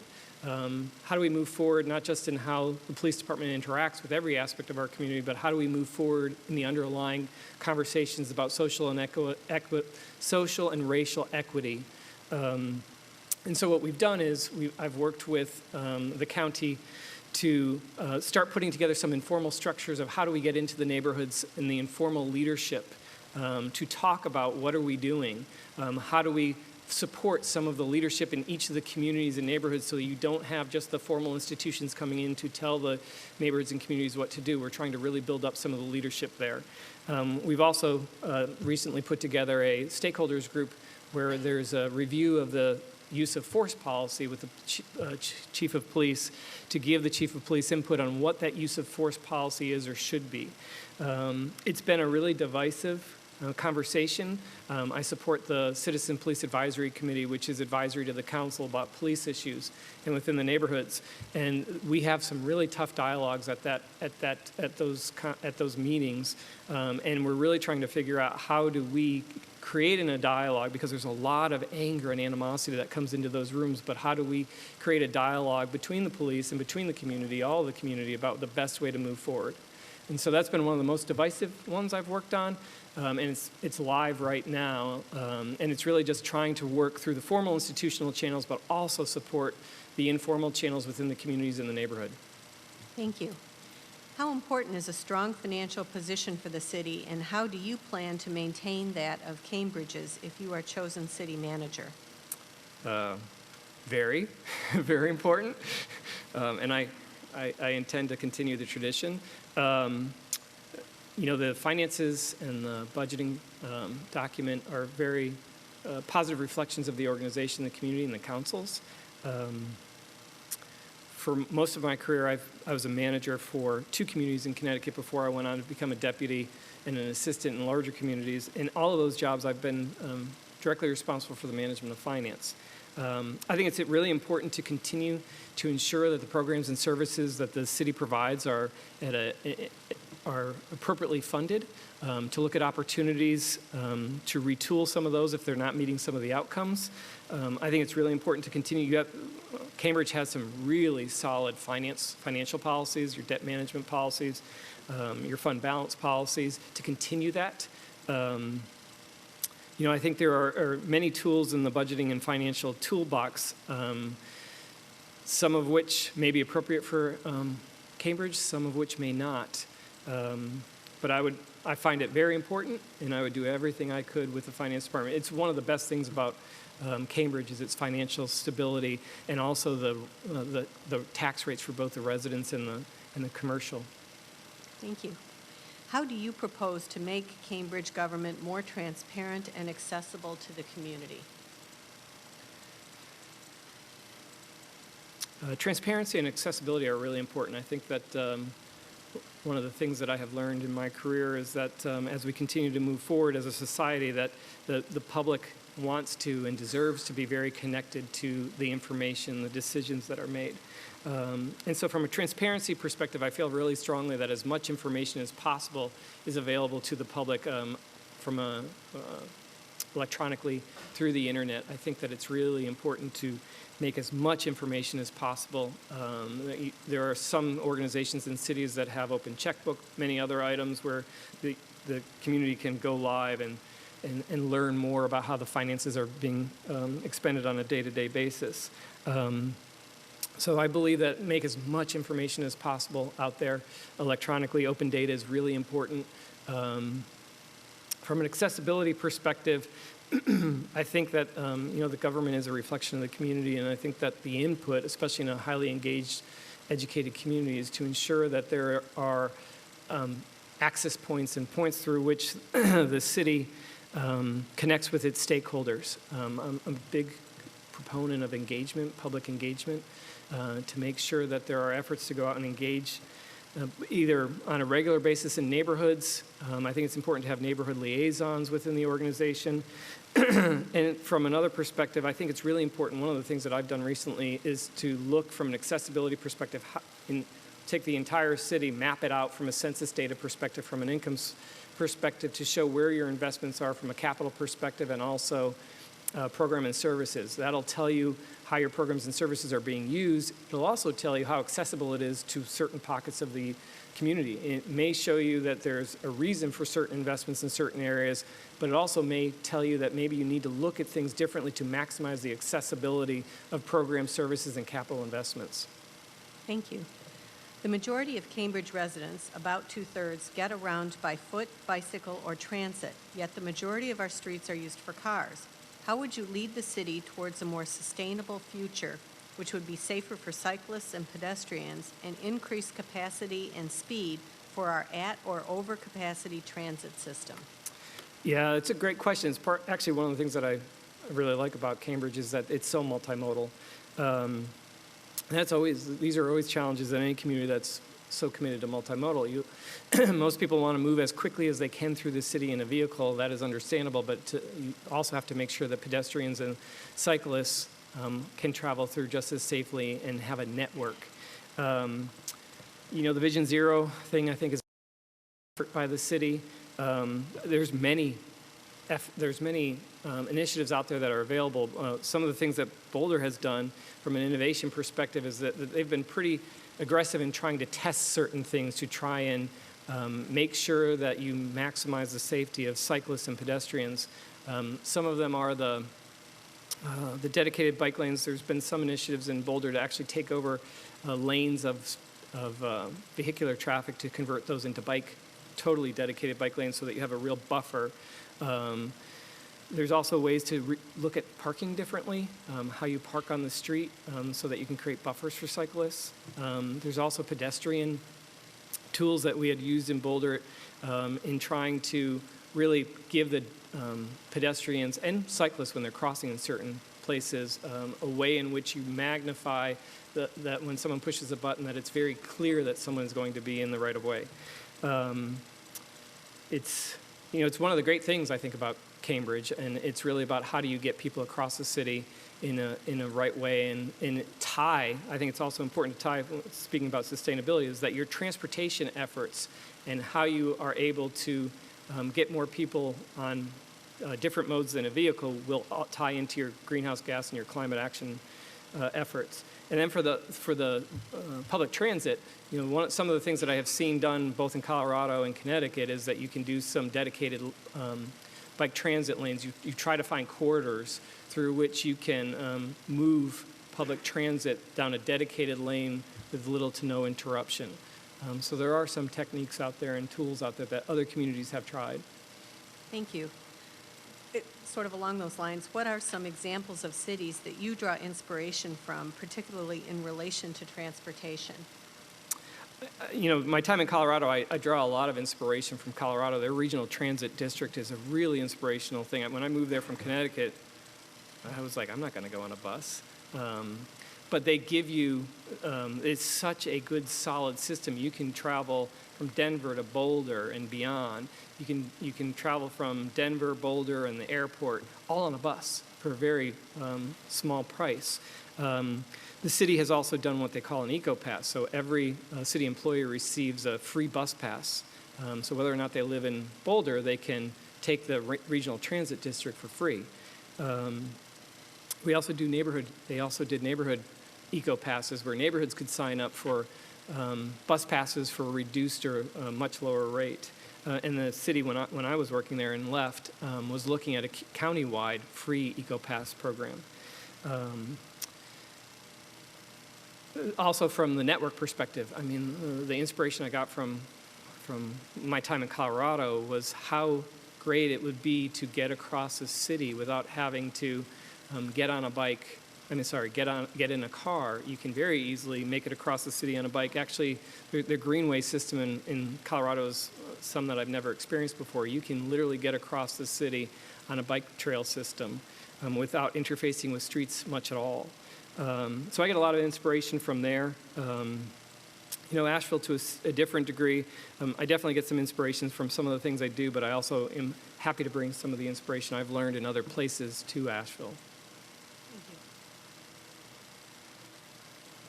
Income inequality is on the rise in Cambridge. Income inequality is on the rise in Cambridge. The cost of living is as well, particularly the cost of housing, and many residents can no longer afford to live here. What specific ideas do you have to improve social equity here in Cambridge? It's a great question. There are, it's a trend that popular places across the country are experiencing, and there's different tools that are available that would have to be identified as appropriate for each community. Some of the affordable housing issues I think are important to look at options to either partner with land banking or coming up with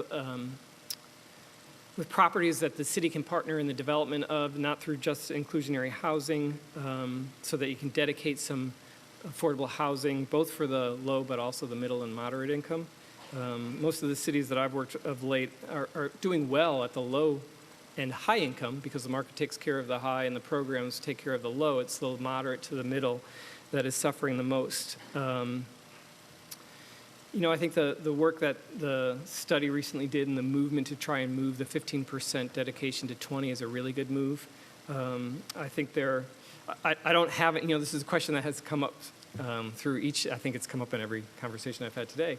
I don't think there's a silver bullet out there for Cambridge or any community. I think it's something that takes a partnership. What cities have the ability to do is create a framework through which development can occur. The cities are not typically housing developers, but they create the framework. And so what I think is really important is for the city to work together to figure out the framework that works the best for the community, both from the development perspective and the affordable housing perspective and quality of life perspective. And also to look at, are there other options such as buying certain properties and joining in and being a developer? It's some of what we're doing in Asheville is we're land banking. It's a different community, but we're land banking so that we have the leverage to really push some affordable housing developments and some mixed income developments. We're also partnering with the Housing Authority where we are supporting them in their conversion of some existing housing projects into a mixed income. So I wish there were a silver bullet, but there is none. There's just a lot of tools that you have to try and, in the local level, see what works for your community. Thank you. Cambridge is a diverse community. What experiences do you have that demonstrate your management skills in hiring and maintaining a diverse workforce in an atmosphere of collaboration and respect? Please be specific. Sure. So Asheville's the most diverse community that I've worked with so far. It is a little bit under 80% Caucasian, 13 point some odd percent African American, and about 6.5% to 7% Hispanic. Our organization does not reflect that.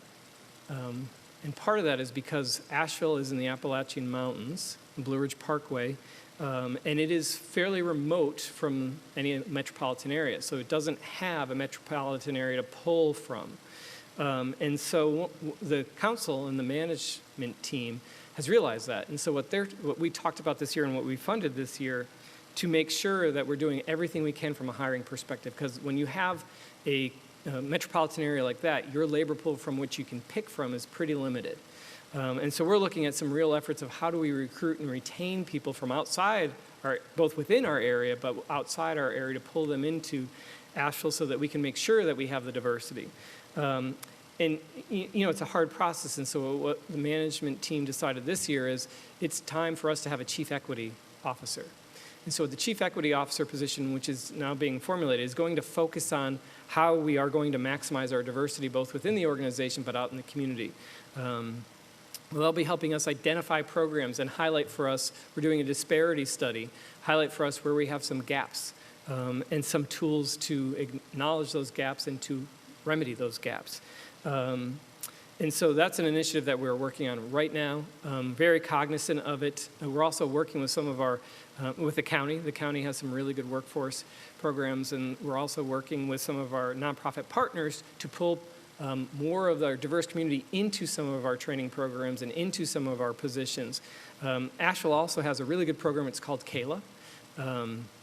It's a program that is funded by the county and the city, and it's where we bring in youth from within some of the lower income communities, and we hire them as high school interns, and we hire them into some of the professions that we are, any profession they want to be, but some of the professions that we are struggling with to get diversity. And it's ended up with some really good kids going to college and getting their degree and staying with the city and coming back to the city and working in the city or the county in a way that really helps diversify us. So it's an ongoing issue that we're working with in Asheville. Thank you. Cambridge has taken bold and innovative steps to humanize its police department and the practices followed by its officers. So this is a multi-part question. Are you aware of those practices? Do you believe in the principles and philosophies they represent?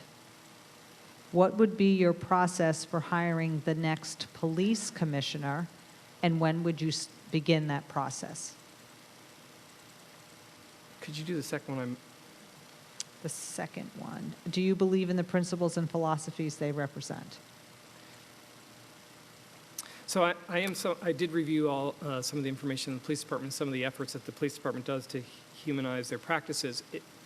From what I have seen, some of the statistics show that it's working well. It was interesting for me coming from my Asheville experience to see that there is already in place an advisory committee that reviews policies and complaints. And the complaint numbers are fairly low, at least my assumption and my experience, because we're looking at the same thing in Asheville. Do we go to a review board? And there's some resistance, which is understandable. So I'm somewhat familiar with the efforts to humanize the practices. Do I believe in them? Absolutely. I think that that society continues to change, and that the police field is it's a core service. We need law enforcement. We need our fire and emergency response. And what has happened is I think the training programs have not really iterated with the changes in society, and so the iterations to the training in which we provide our officers is key into how they respond to our communities. So I do believe in them. The process for hiring the next police commissioner, I think that it should be an inclusive process. I think it should be a process I would handle it like any other high-level hiring that I've done throughout my career. I think it's important to have the council's input as to what is going well, what's not going well, and what are we looking for in the next commissioner, police chief. Do the same thing with the police department and the stakeholders across the city. There are stakeholders all across the organization that help service the public that interact with the police. And I think that it would also be important to do a process with the community to identify its needs. I think that there should be a solid recruitment internally and externally for candidates that meet the profile. And I think supporting some of the practices that the police department has moved towards is really important. There's a lot of conversation at the national level about being a guardian versus a warrior, and how do you do all that, and how do you get a candidate. I just recently went through a police chief hiring process in Asheville. Asheville has had 3 police chiefs in the last 5 years. And so the police chief in Asheville, we went through exactly the process that I'm talking about. And we were really fortunate to get a really talented person who's committed to not only being a police officer's police officer, but being committed to somebody who's responsive to the current needs of our community and the ongoing state of law enforcement. She's very cognizant of it. She's an excellent chief, and she's an excellent person. So I would use some of the knowledge I've gained through the hiring process I've gone through for hiring police chiefs to meet the needs and to ensure that it reflects the best for not only what the community wants, but also what it needs moving forward. Thank you. Cambridge today is not the same Cambridge of 25 years ago, when many of the city's councilors and others in the city's administration came into power. We are in the middle of a major economic growth spurt that has brought not only West Coast and international firms, but also the physical expansion of institutions of higher learning into key neighborhoods of the city. Local merchants and residents are getting squeezed out. What specific models from outside the Cambridge and Boston area, either national or international, would you seek to draw on in seeking redress to these problems? That's a tough question.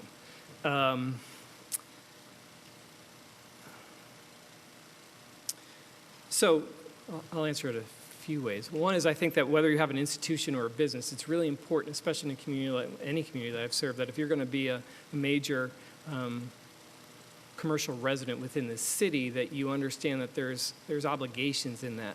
You have impact within the community, you have impacts within the neighborhood, and there's obligations that come with that. There's obligations of making sure that you're cognizant of the impact you're having on the neighborhood, that you work to minimize those negative impacts, and that you work to optimize the opportunities for the community associated with your presence in that community. I think that's really important, especially for some of the larger, whether it's a corporation, but also universities. I think universities are a significant contributor to a community and to neighborhoods, and they impact them. They impact them. And many times neighbors and immediate neighbors are not fans of universities, understandably so, because of some of the impacts. It's really important and sometimes really hard to get universities to understand that and work within that.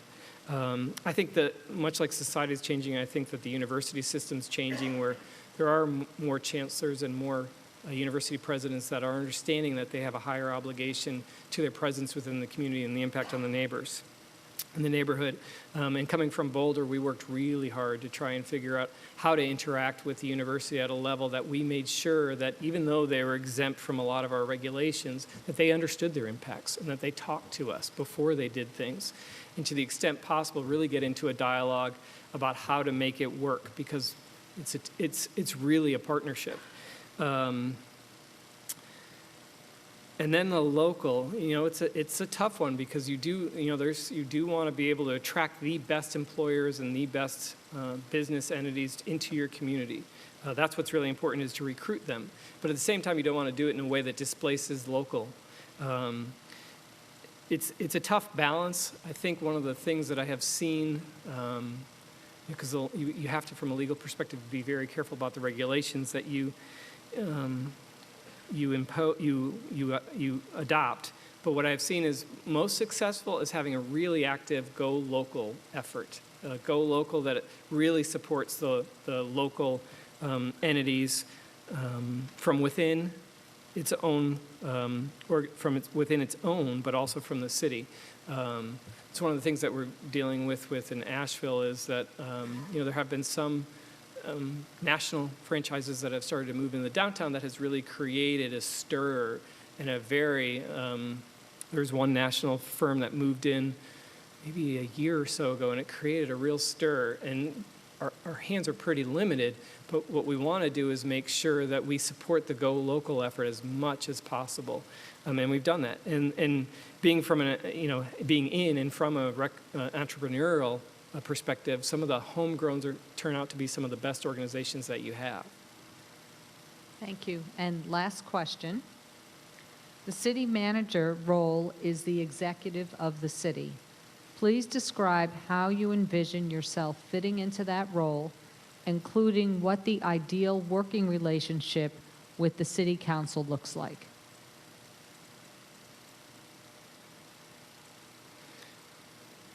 Okay. So the executive role, I think I take it very seriously. I think that the city manager role is very important internally and externally. I think it's important as a manager in the executive role internally to make sure that you are setting the example for how to interact with elected officials and how to interact with neighbors and how to interact with staff. I think that it's very important internally to create and support a solid organizational culture that has values, that it lives every day, and that it recognizes great efforts and it ensures accountability. I think values are really important for the manager to live internally and externally. I think that it's important that the community, this council, and the staff have great faith in the city manager. Trust and credibility is critically important to the success of the position, but also to the community and the organization. The relationship with the council, I think it's really, a city manager form of government I firmly believe in. I've been doing city management, at least in the non-appointed, for the last 20 years. I believe strongly that it's in the professional management of communities because it's our job to provide core services to the community without interruption. But at the same time, making sure that we have solid policy direction for what we're going to provide the community and how we're going to provide it. And so I believe the role with council is to be a partnership with the city manager and with the city organization. I think that it's important to have a vision that the council commits to, because it is really hard to turn a ship. You can't turn a ship of this size in a year or two, and so you really have to commit to a long-term vision, which you then have council be very specific about the work items it wants to achieve during its term. And then you as a staff work really hard to identify how you're going to do that and the time frame you're going to do it with. I think that's really important. I also think it's important for the executive to say, to ask the questions why not, and think into the possibilities of what ifs. I think at times that the city council needs to hear some constructive, tough conversations from the city manager. There are times where they would need to say no, and I think there's times where the council really needs to push the organization to try and achieve the best that it can. Same thing for the community. I think that these days the community, with social media and the internet, I think that communities have become very aggressive, rightfully so, and sometimes constructively and sometimes not constructively. There's only so many things that an organization or community can achieve well at one time. And it's how do we, the community, the organization, council, hone in on what are we going to achieve. So I think it's an interactive role between the council and the city manager.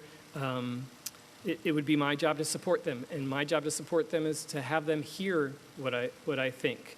I think it's really important as a manager to set the tone that for the policy direction by the council, it is our job as staff not to make the decision, but inform the decision.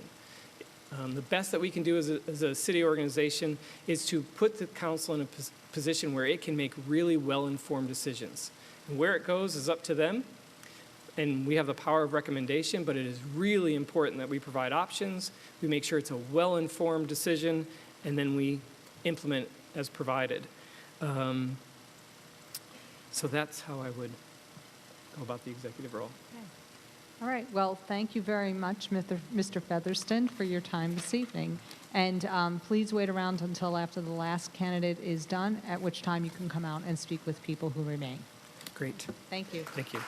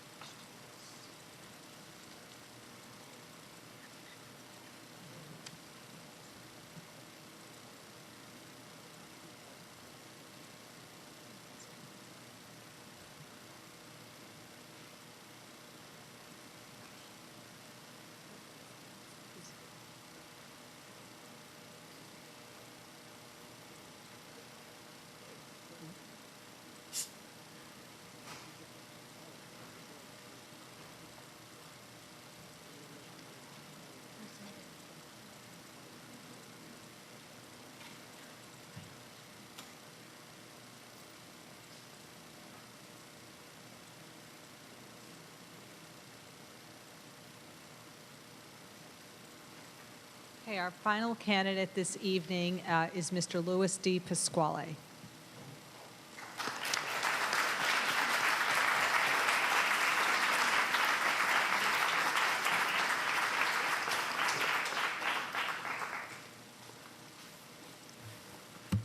Good evening. Good evening. How are you? Very good, thank you. Okay. Heidi and I, well, actually, Louis, first we're going to ask you to make an opening statement about a little bit about yourself and why, what is your vision for the city of Cambridge. And then Heidi and I are going to ask you 11 questions. So for your presentation and the questions, we have 45 minutes total, and we will give you some time so you can stay on track, okay? So I know I ran over last time, so give me the wave. I when know. I'm running over. We will tell you throughout, so please go Okay. ahead. Okay. Good evening, everybody. First of all, I want to thank everybody for being here. I mean, this represents what Cambridge is all about. On a weeknight, to have an audience like this to discuss this position really makes it special, and I'm just proud at this point to be part of this process, and I want to thank everybody for coming. This is a great place to live, to work, and I'm very proud of it. I'm very proud of what we've accomplished, and I'm certain that we have a lot ahead of us to accomplish. But I just want to, again, thank everyone for being here. I'm going to try not to be too long, but I'm just going to say this is an opportunity for me to have a dream come true. I lived in this city my whole life. I've been an active member of the community, and I often interact with residents in a lot of areas. As most people know, I've been coaching Little League for 35 years, and I have the opportunity to meet a lot of residents. I also meet residents in all parts of Cambridge, supermarkets, grocery stores, restaurants, church, Cambridge Health Alliance. And the one thing that I would always say is I feel I'm on call all times representing the city of Cambridge. People say to me, if you get this job, how are you going to deal with working 24/7? That's the greatest honor I can have because I eat, sleep, and drink the city of Cambridge. I've done that my whole life. And when people ask me questions about Cambridge, I get excited. I get excited to tell them how great of a place we are, and I get excited listening to them saying how great of a place we are. But I also feel it's important when they have a problem that I can help get it resolved immediately. And I've always had that relationship as the finance director, as the budget director. It wasn't necessarily about finance. If it was about Cambridge, I needed it fixed immediately. And between Bob and Rich, I had the opportunity to do that because I always felt it was important for everybody to feel this is the best place to live, period.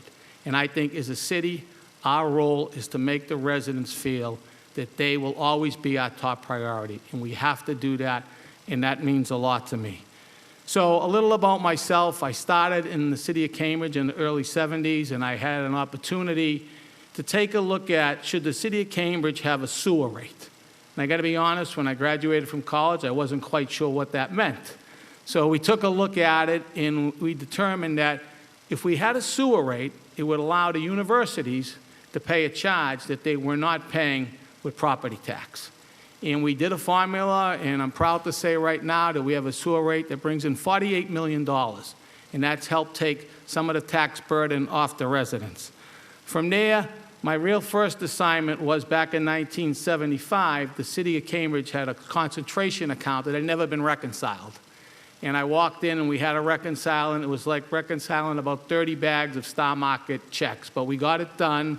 And it was quite challenging, but it led me to have an opportunity to go into the budget office. And when I went into the budget office, I became the controller of the budget, something I was very proud of. And after the first budget was completed, I got the opportunity to work in the budget office. And when I went into the budget office, I had a goal. And the goal was to be the go-to department for the city of Cambridge. Not the go-to department for the finance department, but to be the go-to department for the city. And I'm going to be honest, when you're in the manager's wing, you can pull something like this off. So we became the office that people who wanted questions to be answered came to. And I really want to say we took it to a different level. And it wasn't just me. It was a buy-in from the whole staff. And I'm happy to say that right now the budget office still remains the office where you want to go to get all questions answered. Because even back then, it was about customer service and making people aware that we were there to help. I'm also proud of the fact that as budget director, I know you hear this often, but we did receive the first Distinguished Budget Award. That was a budget I put together, and as I moved to finance director in 2002, I had to realize that my role wasn't budget director anymore, it was finance director. And as finance director, what I really wanted to focus on was making sure that when we evaluated expenditures, we understood what it meant to the taxpayers. Not to say yes or no, but to understand what it meant. Because my job was to advise the manager on what the impact was going to be on what we did. And we spent a lot of time really making sure that when we did anything, we knew what it meant. And I think our record speaks for itself in that matter. As many people know, I'm very proud of our AAA rating. In 1982, we had no rating. So as great as Cambridge is, it's not an accident that we have a AAA rating. So I'm just going to quickly now go over a quick vision statement, and then I'm going to try to hit some key areas, and I'm hopefully going to be done quickly. So I just want to say I will ensure that city departments working in collaboration with all segments of our community will work to deliver a high-quality services while also addressing the city council goals and other public needs. One of my top priorities will be to make sure that we are working closely with the city council goals. City council sets the goals. It is my job, as someone who's appointed by them, to make sure that the department heads are working. And I think we do a good job with that, but that will be a real priority. I will work to improve the quality of life for everyone and to recognize that the needs of our changing community need to be addressed. The City of Cambridge will be dedicated to continue in an environment which makes Cambridge a vibrant place to live, place, and work. Now, what are some of the key initiatives we're talking about? And I'll not go into a lot of them, but I want to start off with affordable housing. This is the #1 priority of the City of Cambridge right now. If I become the city manager, I will sit on the Affordable Housing Trust. I'm proud to say that one of my references is a member of the Affordable Housing Trust, Mr. Jim Stockett, who has spent numerous hours in working on making affordable housing a priority. I feel at this point in time, based on all the information we have been given from the Affordable Housing Trust, from the consultants, from listening to the council, we need to move, and we need to move quickly, and 20% is a number that works. And I will be happy to help in any way to make that implemented. But I also think we need to have some flexibility, because it will be the #1 producer in housing for the City of Cambridge, affordable housing. We've produced 920 units with inclusionary zoning so far, but we must make sure that it continues to grow with the right number. So I think in a 3-year period, we need to take a review, but not to take a review to worry about if we should be going down to 18%, because somehow, knowing Cambridge, my guess is we'll be able to go up. So you have to look at flexibility in both ways. Transportation is a very important thing right now. We have Vision Zero going on. We must take a look. Right now, streets built 50 years ago are not made for the number of bicyclists, walkers, and cars. This has to be a major priority for the city. One of the keys to this, though, is because we have always planned ahead, we'll have $14 million in a parking fund, which will help take this initiative off. Also, MBTA. The state has financial problems if you don't know it. We know the importance of a Leechmere station for many reasons. We are in a position to go into unprecedented waters because of the importance of this, and recommend to the council shortly a $25 million appropriation, half from us and half from a developer, hopefully, to help support the Green Line happening. This isn't by accident. This is because when we make decisions financially, we plan for the future.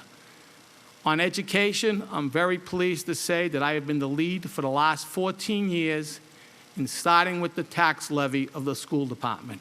In all those years, working with the superintendent of schools and their fiscal staff and our fiscal staff and the city manager, we have been able to balance a budget without having any conflict with the city council and the school committee. This in Cambridge is a given. In many communities, it is not. But we have that relationship. We work together, and it's something that I'm very proud of and something I will continue to work on, as well as the Early Childhood Task Force, which I was a member of from the community. IT initiatives are something that are very important to us. We have a broadband task force going right now, looking into areas that we've not really developed, that will at some point come up with recommendations that we need to do. How can we address these areas? Because of the financial position we are in. We are always prepared to take on initiatives because we have the money to do it. And I think that's real important. 3 years ago, the city council said, you're not where you should be in IT. And guess what? They were right. We've put $11 million into IT initiatives over the last 3 years to bring us to where we need to go. We're not there yet. We'll continue to work to get there. And lastly, we are currently looking at a customer relations management system that will help us communicate better, work together as a team for customer service relationships with the residents. I think that's so important. The other thing that I think will be a real focus for me is community outreach. We do a good job, but this is a changing city. We must find the residents who don't come to City Hall, who don't realize what government is all about. I will work with every organization to get into neighborhoods and let them know why the city and why its government wants to help them. And we will work hard to make that happen, and that will be a priority of mine. You know, they talk about outreach, but finance and population and outreach doesn't always work. But participatory budget came out about 3 years ago, and we talked Bob Healy, who was very protective about his budget, to make this happen because we wanted residents to be more involved. And I got to tell you, the first meeting we went to, we were talking about how it was going to be a group effort and the residents were going to have say. And a resident said to me, well, when are you and Rossi going to take this over? And we said, no, this is going to be the residents deciding where we spend our money. Unheard of for a city of Cambridge who watches its capital as closely as we did. Well, we went through the process, and we had the night where we were doing the awards. And there was probably 50 people there. And when you do awards, we were going to give 5 of the requests the money, and there were like 13 requests there. And the real question was going to be, how are those other 8 groups going to react when their projects weren't funded? In Cambridge being Cambridge, I should have known how they were going to react. Because when I announced the 5 winners, I was watching at the other 8 groups. And they were clapping louder than that group because they felt we have kept our commitment. We have kept our word. The process worked, and I will continue to do that. I also think we need to have professional development in terms of city employees. When employees come into this opportunity to work for the city, we have to have a way they can advance. We had a third largest employer in the city in Cambridge. No one should come in at one level and not have the chance to move up. If I can't support that, nobody can. I started as a treasury analyst, and here today I'm talking to you about potentially being the city manager. I know how that works. I know how important that is, and that will be a real priority for me. And we will set up the skills to make sure that it happens. I also think an area that is real important to me is listening. When we go out to neighborhoods, we have an incredibly dedicated workforce who is committed to the residents of this city to give them the best product, and I believe that. But sometimes when you're that committed, you don't listen as well as you should. We must become better listeners, because guess what? Those people live that life every day when they come through this city. I'm one of those people. A decision in my neighborhood affects my day, every life. So we will find tools to make people who are dealing with the public better listeners. Because listening sounds easy, but if you really don't know how to do it, you're not really listening to the people. And that's something that will be a priority of mine. Lastly, I'm just going to say that I take great pride in the budget.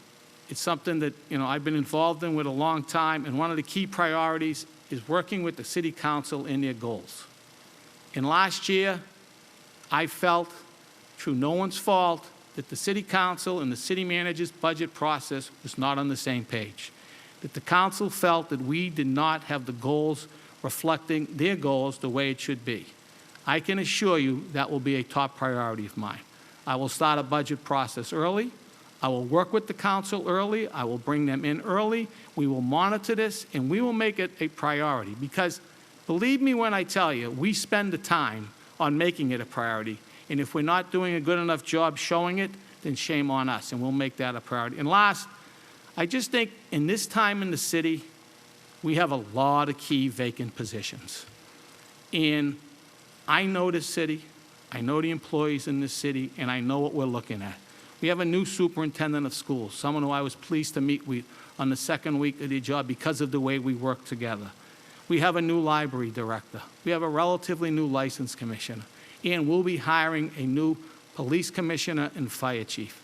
And I'm proud to say that the former police commissioner, Commissioner Haas, is one of my references. Not because of the way we work together in the budget, but I really believe because he knows, I know what he did to make this police department the best police department, period. And he knows, I know that, and I will have a process to take someone to take his place that will continue and even improve what we've already started. So again, I would just say to you, I'm excited, I'm ready to go, I love this city, I eat, sleep, and drink this city, and this is a dream come true, and thank you. Okay, Mr. DePasquale, thank you.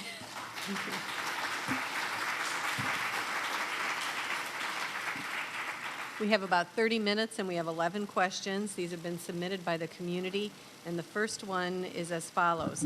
As a longtime city resident, I know that Cambridge has made progress in addressing some of the issues relating to urban forestry, but there is much more to do. What is your vision for trees, parks, and open space in the city, and what is your experience in implementing such programs for urban forestry? So one of the things that I do as finance director is serve on the capital committee. And as a city that has the funds we have, we try to do as much as we can. And this has been a key priority of the city and the Commissioner of Public Works.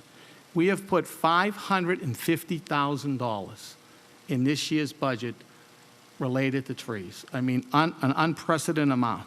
But we've also put $100,000 of that to reflect over the last 3 years the concern over the emerald ash beetle that was doing damage to trees. So again, thinking ahead, taking a time to look at it. And I also know that I think about 2 years ago, Public Works worked with a consultant to take a whole look at everything that we were doing in terms of making the wells bigger because we needed to make the trees last longer, in terms of changing the soil. So I think we will continue to do that. I think we brought on consultants to take a look at the whole urban forestry plan. The opportunity of being finance director in this city allows you to get your hands into a lot of things. And being involved in many departments has allowed me in reviewing the budget to really have some impact on this and be proud of the fact that I was able to fund these projects. Thank you. Could you give an example of how you have engaged the community, specifically residents, in the resolution of a contentious issue? Well, in 2005, we had tax bills that went out because we were in the middle of a change that were of record proportion of what the city had seen. We had 2 and 3 families bills, average bills go up between $1,200 and $1,300. We had single-family bills go up $900. Now, that was related to a process with the state, a changeover, a shift between commercial and residential. There were a lot of factors. But the most important factor was people were angry. City councilors were angry. I was angry. We needed to fix it. I can tell you I worked closely with the city council, and we went out and we did discussions with the public in their house, in restaurants, in fields, wherever they wanted to go. We extended the hours of City Hall on Saturday and Sunday. We made a promise. Let us fix this, and it will not happen again.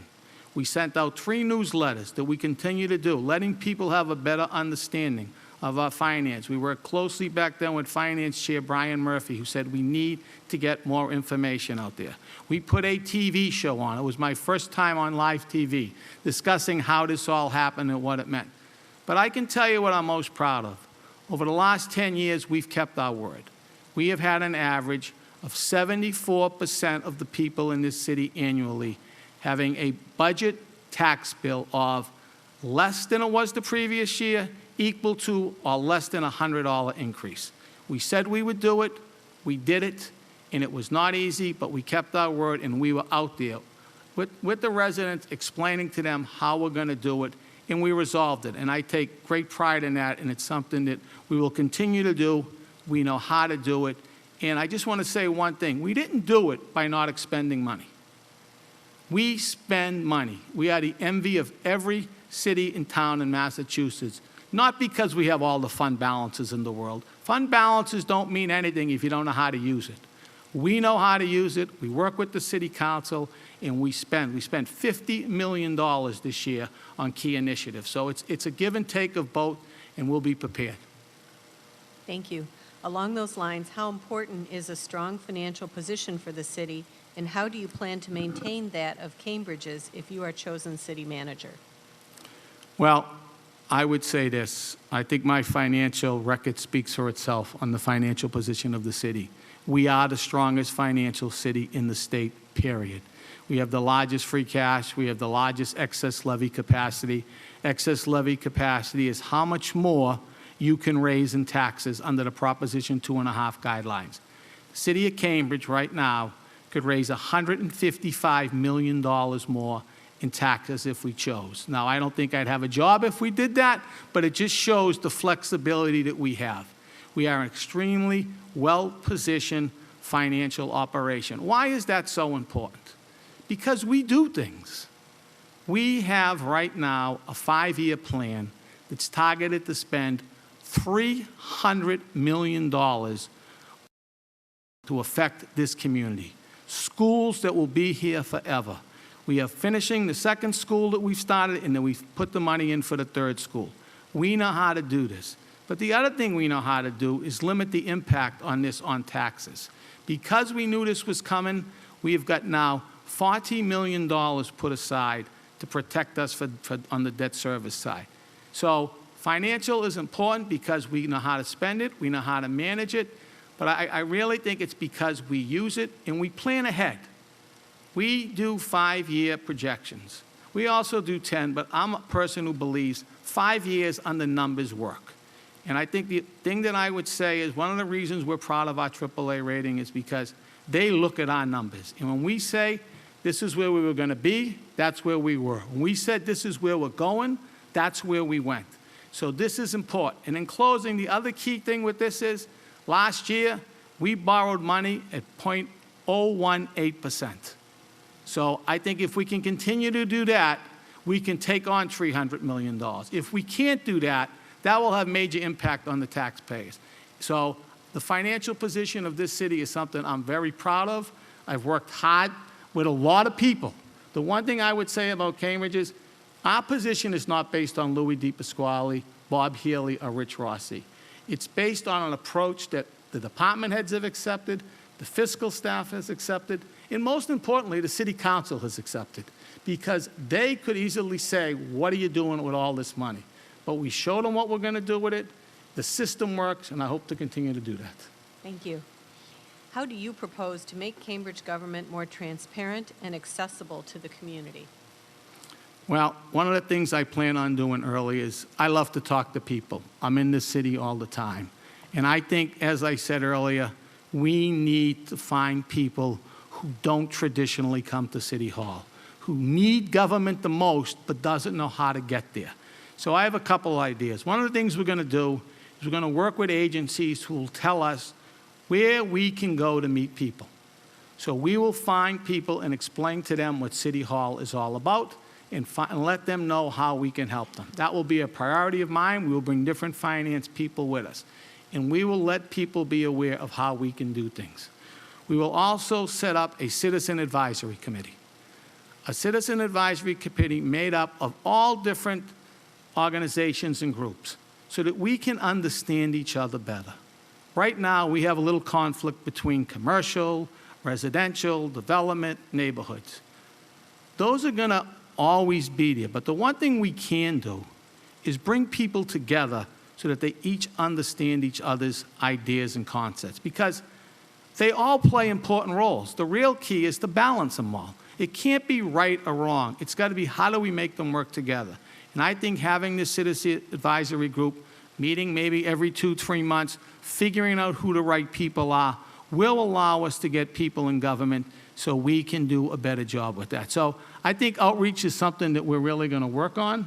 It's something I believe. I believe we must listen to the residents. I am one of those residents, and it's extremely important to me. Thank you. The majority of Cambridge residents, about 2/3, get around by foot, bicycle, or transit, yet the majority of our streets are used for cars.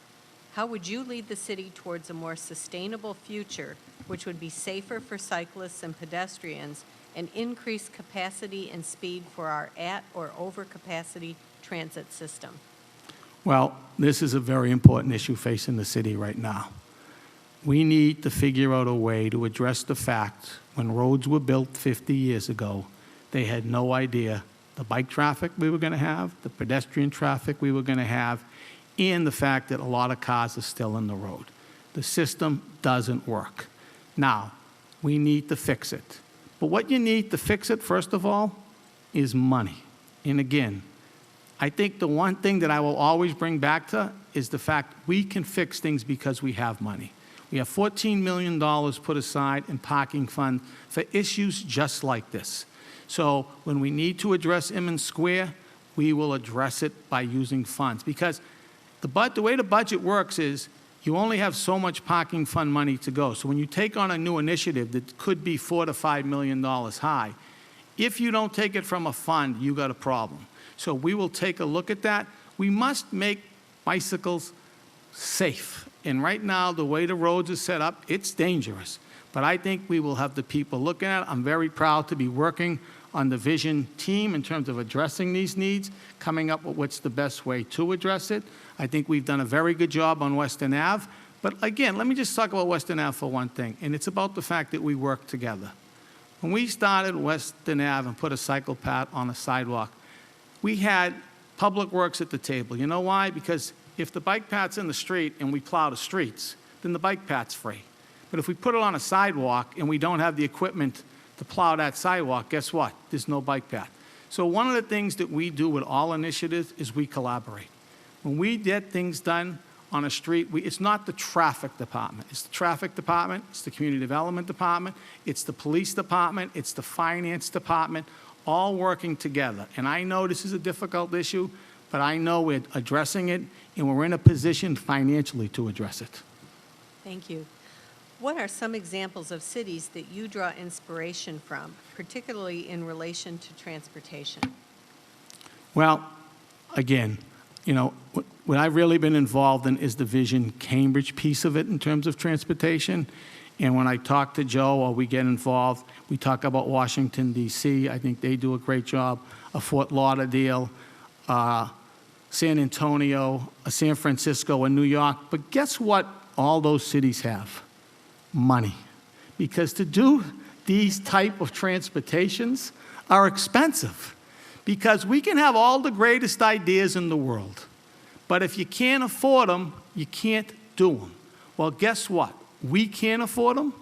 We know how to get it done, and we will get it done. And we'll be in communications with other cities and towns. But I really believe when it comes to the forefront of doing anything, we are the place that people look for. That doesn't mean we can't learn and look at other places, but usually it's us setting the trend, setting the tone. And one of the things reason we can do that is because of the financial position we're in. Thank you. You have 5 more questions, and you have about 17 minutes. I'm not too bad then, right? You're doing well. Income inequality is on the rise in Cambridge. The cost of living is as well, particularly the cost of housing, and many residents can no longer afford to live here. What specific ideas do you have to improve social equity here in Cambridge? Well, let's start off with one of the things that reason people can stay here is because we've been able to control bills. Because in this city, we have a lot of seniors who bought their houses in the 40s and 50s who are property rich but do not have the income to survive on major increases in tax bills. So the fact that we have been able, over the last 10 years, to have an average of 74% of the people having less than $100 increase is very important to me, and we've been able to do that by controlling the budget. But we need to do more. And one of the things we need to do is we must let Cambridge kids understand there's opportunities here in Cambridge. We need to take a look at how we can get more employment from our residents, how we can go about working with them at an early age. So one of the things that I would like to talk to the superintendent about, the personnel department about, is having a program where we bring in a high school senior to start in city departments. The cost is pennies. But what it will do for that child will be important, because then when they go to college, we'll bring them back on break. We can bring them back if they stay locally. Now they graduate from college, they will have some options. One, they will know that we're the 3rd largest employer in the city. So we're always looking for Cambridge talent, and these are good paying jobs. 2, they will have the experience to get jobs elsewhere. So I think that is something we really need to look at. On a bigger picture, I think we need to do a better job working with all the businesses we have out there. I think one of our weaknesses is we have too many different voices on what the city needs in terms of building work opportunities for our residents. And I think we should look at potentially setting up an organization where we hire someone, not just from the city, who would be the voice to go into these big companies and say, this is the plan. Put a board of directors together so that we can outreach and figure out ways of getting money and giving opportunities for people to stay in Cambridge, work in Cambridge, and I think we can do that. Thank you. Cambridge is a diverse community. What experiences do you have that demonstrate your management skills in hiring and maintaining a diverse workforce in an atmosphere of collaboration and respect? Please be specific. Well, I'm very proud of my record on diversity. I believe that Cambridge is an incredibly diverse city, and when residents come into City Hall, they need to see themselves, that they must feel comfortable. If you walk into my office in finance, you will see probably the most diverse office in the city. That's not an accident. If you look at the entire finance department, you will see one of the most diverse offices in the city. This is a priority. When we recruit, when we hire, we must understand that we need to represent the community that we live in. And I am very proud of my record on that. I think if you look at the appointments that I've been involved in, it's been a priority. I've worked closely with the Affirmative Action Officer. I've been on many hiring committees, and we understand that. We know how to implement it, and we also know how to give people an opportunity to grow. One of the things I'm most proud of is people who have worked for me no longer work for me. They're in higher positions throughout the city. And that is something that means incredible to me when I look out and see, wow, look what he or she has done. And a lot of those people are also very diverse. So it's something that I've been working on my whole career and something I'm very proud of. Thank you. Cambridge has taken the bold and innovative steps to humanize its police department and practices followed by its officers. Can you talk a little bit about those practices? Do you believe in the principles and philosophies they represent? And also, and this is a few more parts, what would be your process for hiring the next police commissioner, and when would that process begin? Sure. So let me start off by saying I am very proud to have as one of my references Commissioner Haas. He's not a reference because I work closely with him in the budget. He's a reference because he knows I understand what he did to turn this police department to where it is today. And he feels that I would be a good person to be the lead in replacing him. And I can't tell you what that means to me. But what the police department has done is what the city has done. We're about collaboration. When you talk about a police issue, we want to help people. We don't want to arrest them. We want to find solutions. And I was at a meeting recently, and Ellen Semenoff was there, who's the Assistant City Manager for Human Services, and Claude Jacob, who was there, who's from the Health Department. And they are involved at a level at the police that people have no idea. The school is involved. We have plans in place to get to people before it's too late. And that's not just the police department, it's the city working together. Rich Rossi has done a phenomenal job making sure that all departments realize one thing. We're about all of us together. So we need the expertise we have. We have an incredible team, and we work together to get things done. And what the police department has done is phenomenal. And again, I really can't say enough how much it meant to me to have Commissioner Haas as a reference. Now, the process. Obviously, we have a lot of key positions. We're going to be losing our fire chief as well soon. I think we will take a look at what we need to do as quickly as possible, but this is a key position because you're replacing someone who didn't do a great job. He did a phenomenal job, and he's left in place a system that works. Now we have to take it to the next level. So we will put a committee together, and I was involved in the last hiring, that will reflect something like this, because this is not about just what Louis DePasquale feels should be the right police commissioner. It's about what we all feel, because this is a key position. We need to get input, and I will tell you, we will have a detailed process. We will start it when we think we can, and we'll make it a priority. I'm not going to give a date because there's a lot that's going on, but this will be a priority. But it will also be a process that will be done in a way that if it takes its time to get the right output, that's what we will do, because we don't want to rush this. It's too important a position, especially when you consider all the vacancies we could have. And you could have a fire chief soon, and hopefully you'll have a vacant assistant city manager of finance. So I have to take a look at all of them and figure out how that's all going to work. So, but I will make it a priority to fill those positions, I can assure you. Thank you. Cambridge today is not the same Cambridge of 25 years ago when many of the city councilors and others in the city's administration came into power. We are in the middle of a major economic growth spurt that has brought not only West Coast and international firms, but also the physical expansion of institutions of higher learning into key neighborhoods of the city. Local merchants and residents are getting squeezed out. What specific models from outside the Cambridge and Boston area, either national or international, would you seek to draw on in seeking redress to these problems? Well, let me say this about addressing these problems. And I'm not going to be able to give you specific areas that I would look at, but I can tell you we're looking to address these problems now. Let's look at what we're doing for small businesses. We have put a facade program together for $250,000.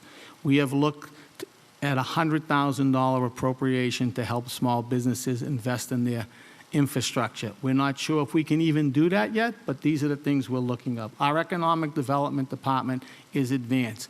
We have a process in place that if your street is being dug up and all of a sudden your business is down and you can show the assessor that, we'll take a look at your taxes. So we want to work with the business community. The small business community is a key part of that, and we will continue to do that.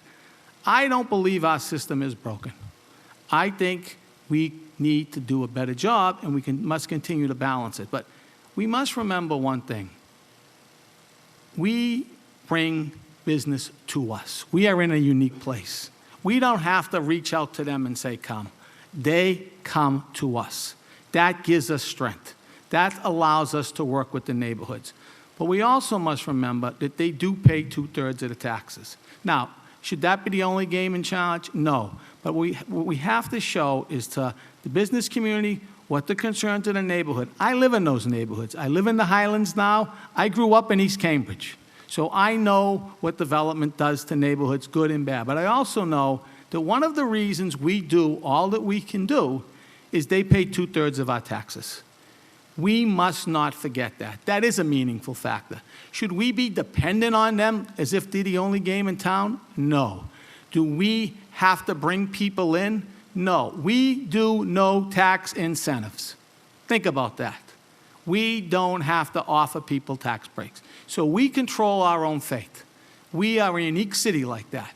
The key is to control it in a way that continues to help the residential taxpayer, continues to allow us to do all we do, early childhood, school, human services, not on the burden of the taxpayers. And I think the mix works, but I think it's a delicate mix, and it's something that I will pay great attention to, because if the shift doesn't work, it will have major impacts on taxes. So yes, we have to represent neighborhoods. We have to make sure that they stay the way the people in the neighborhood want it. Trust me, I will work with neighborhoods to understand where they're going and why it's important. Again, I live in this city. I understand the issues in this city, but I also understand there needs to be a balance. Business and commercial is not a bad thing. Neighborhoods is not a bad thing. We need to get them together and say, how do we get the best of both worlds? I think we're close to that now, but we can do better. But we have a great mix here, and we have to keep it balanced so that we don't become over-reliable on the commercial side at the expense of the neighborhood. I assure you, I will not do that. Okay, last question, and you have about 5 minutes, okay? The city manager role is the executive of the city. Please describe how you envision yourself fitting into that role, including what the ideal working relationship with the city council looks like. I would say that I see me fitting in that role as I'm ready to go. I am very proud of the 34 years that I have spent in senior management on this team. I have worked with some very strong city managers, and I've worked with a great group of department heads who have let me get involved early on. One of the keys to being the finance director in this city is you don't come in after the fact to give recommendations, because that doesn't work. I come in early on all major initiatives to figure out how can we fund them and how can we make them work. So I think in that area, I really feel I'm ready to roll. I also feel that in my career with the city, since I've been budget director, I've worked with 35 different city councilors. And I would say that if you asked any one of those 35, how was it working with Louis DePasquale? They would say, he listens, he tries to get the job done, he understands the role of the city council and the city manager and his team, and we get things done. So I've been very fortunate that the city manager has always let me deal directly with the city council. They weren't my bosses, but I had that flexibility because I always felt like we were on the same page and I knew the importance of working with them and I had that freedom. This is just going to be now, they are my bosses. And I understand that, and I'm looking forward to working with them because it's not easy to be a city councilor in this city. It's not easy to be the city manager in this city. But together, we will make life easier for both of us because we will give the residents of this city what they deserve and what they want. And I can assure you that will be a priority of mine, to make sure that the residents of this city are heard. I love listening to people. I love talking to people. I said to you, we will make listening a priority of my administration. Sounds crazy, listening. but it's so important. I deal with people in my office every day who need help. Sometimes I can help them, sometimes I cannot because of the laws. But I can tell you one thing I will always do. I will listen. I will explain to them why, if we cannot help them, we can't, and if we can, we will. But they will leave City Hall knowing one thing. That person took the time out to listen. Now, to me, that's not a big deal. That's what I'm there for. But it surprises me sometimes how happy people are when you give them that opportunity. Well, believe me, I will give everybody the opportunity to find Louis DePasquale.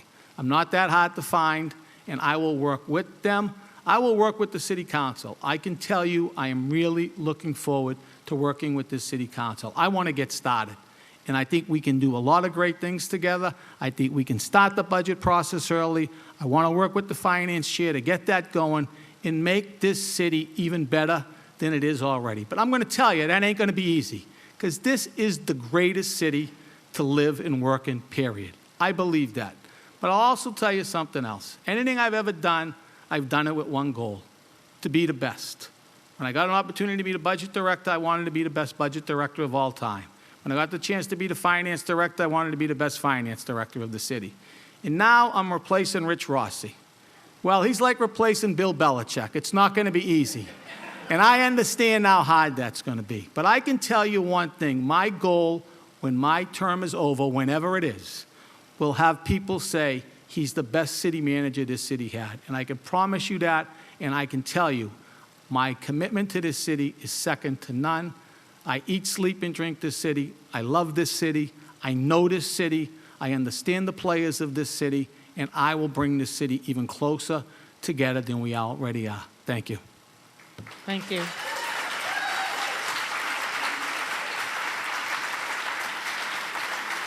Thank you.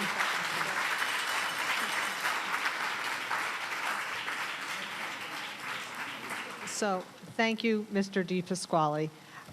We're going to ask, Thank you, everybody. why don't you come down? People can come down. We're going to have all three candidates come out and stand at the lower level, and people can come up and ask individual questions. We'll collect those. We handed out cards when you came in, and if you want to make a comment about any of the individual candidates, please fill it out, give it to Heidi or me or any of the city staff members that are here collecting them. Okay, thank you.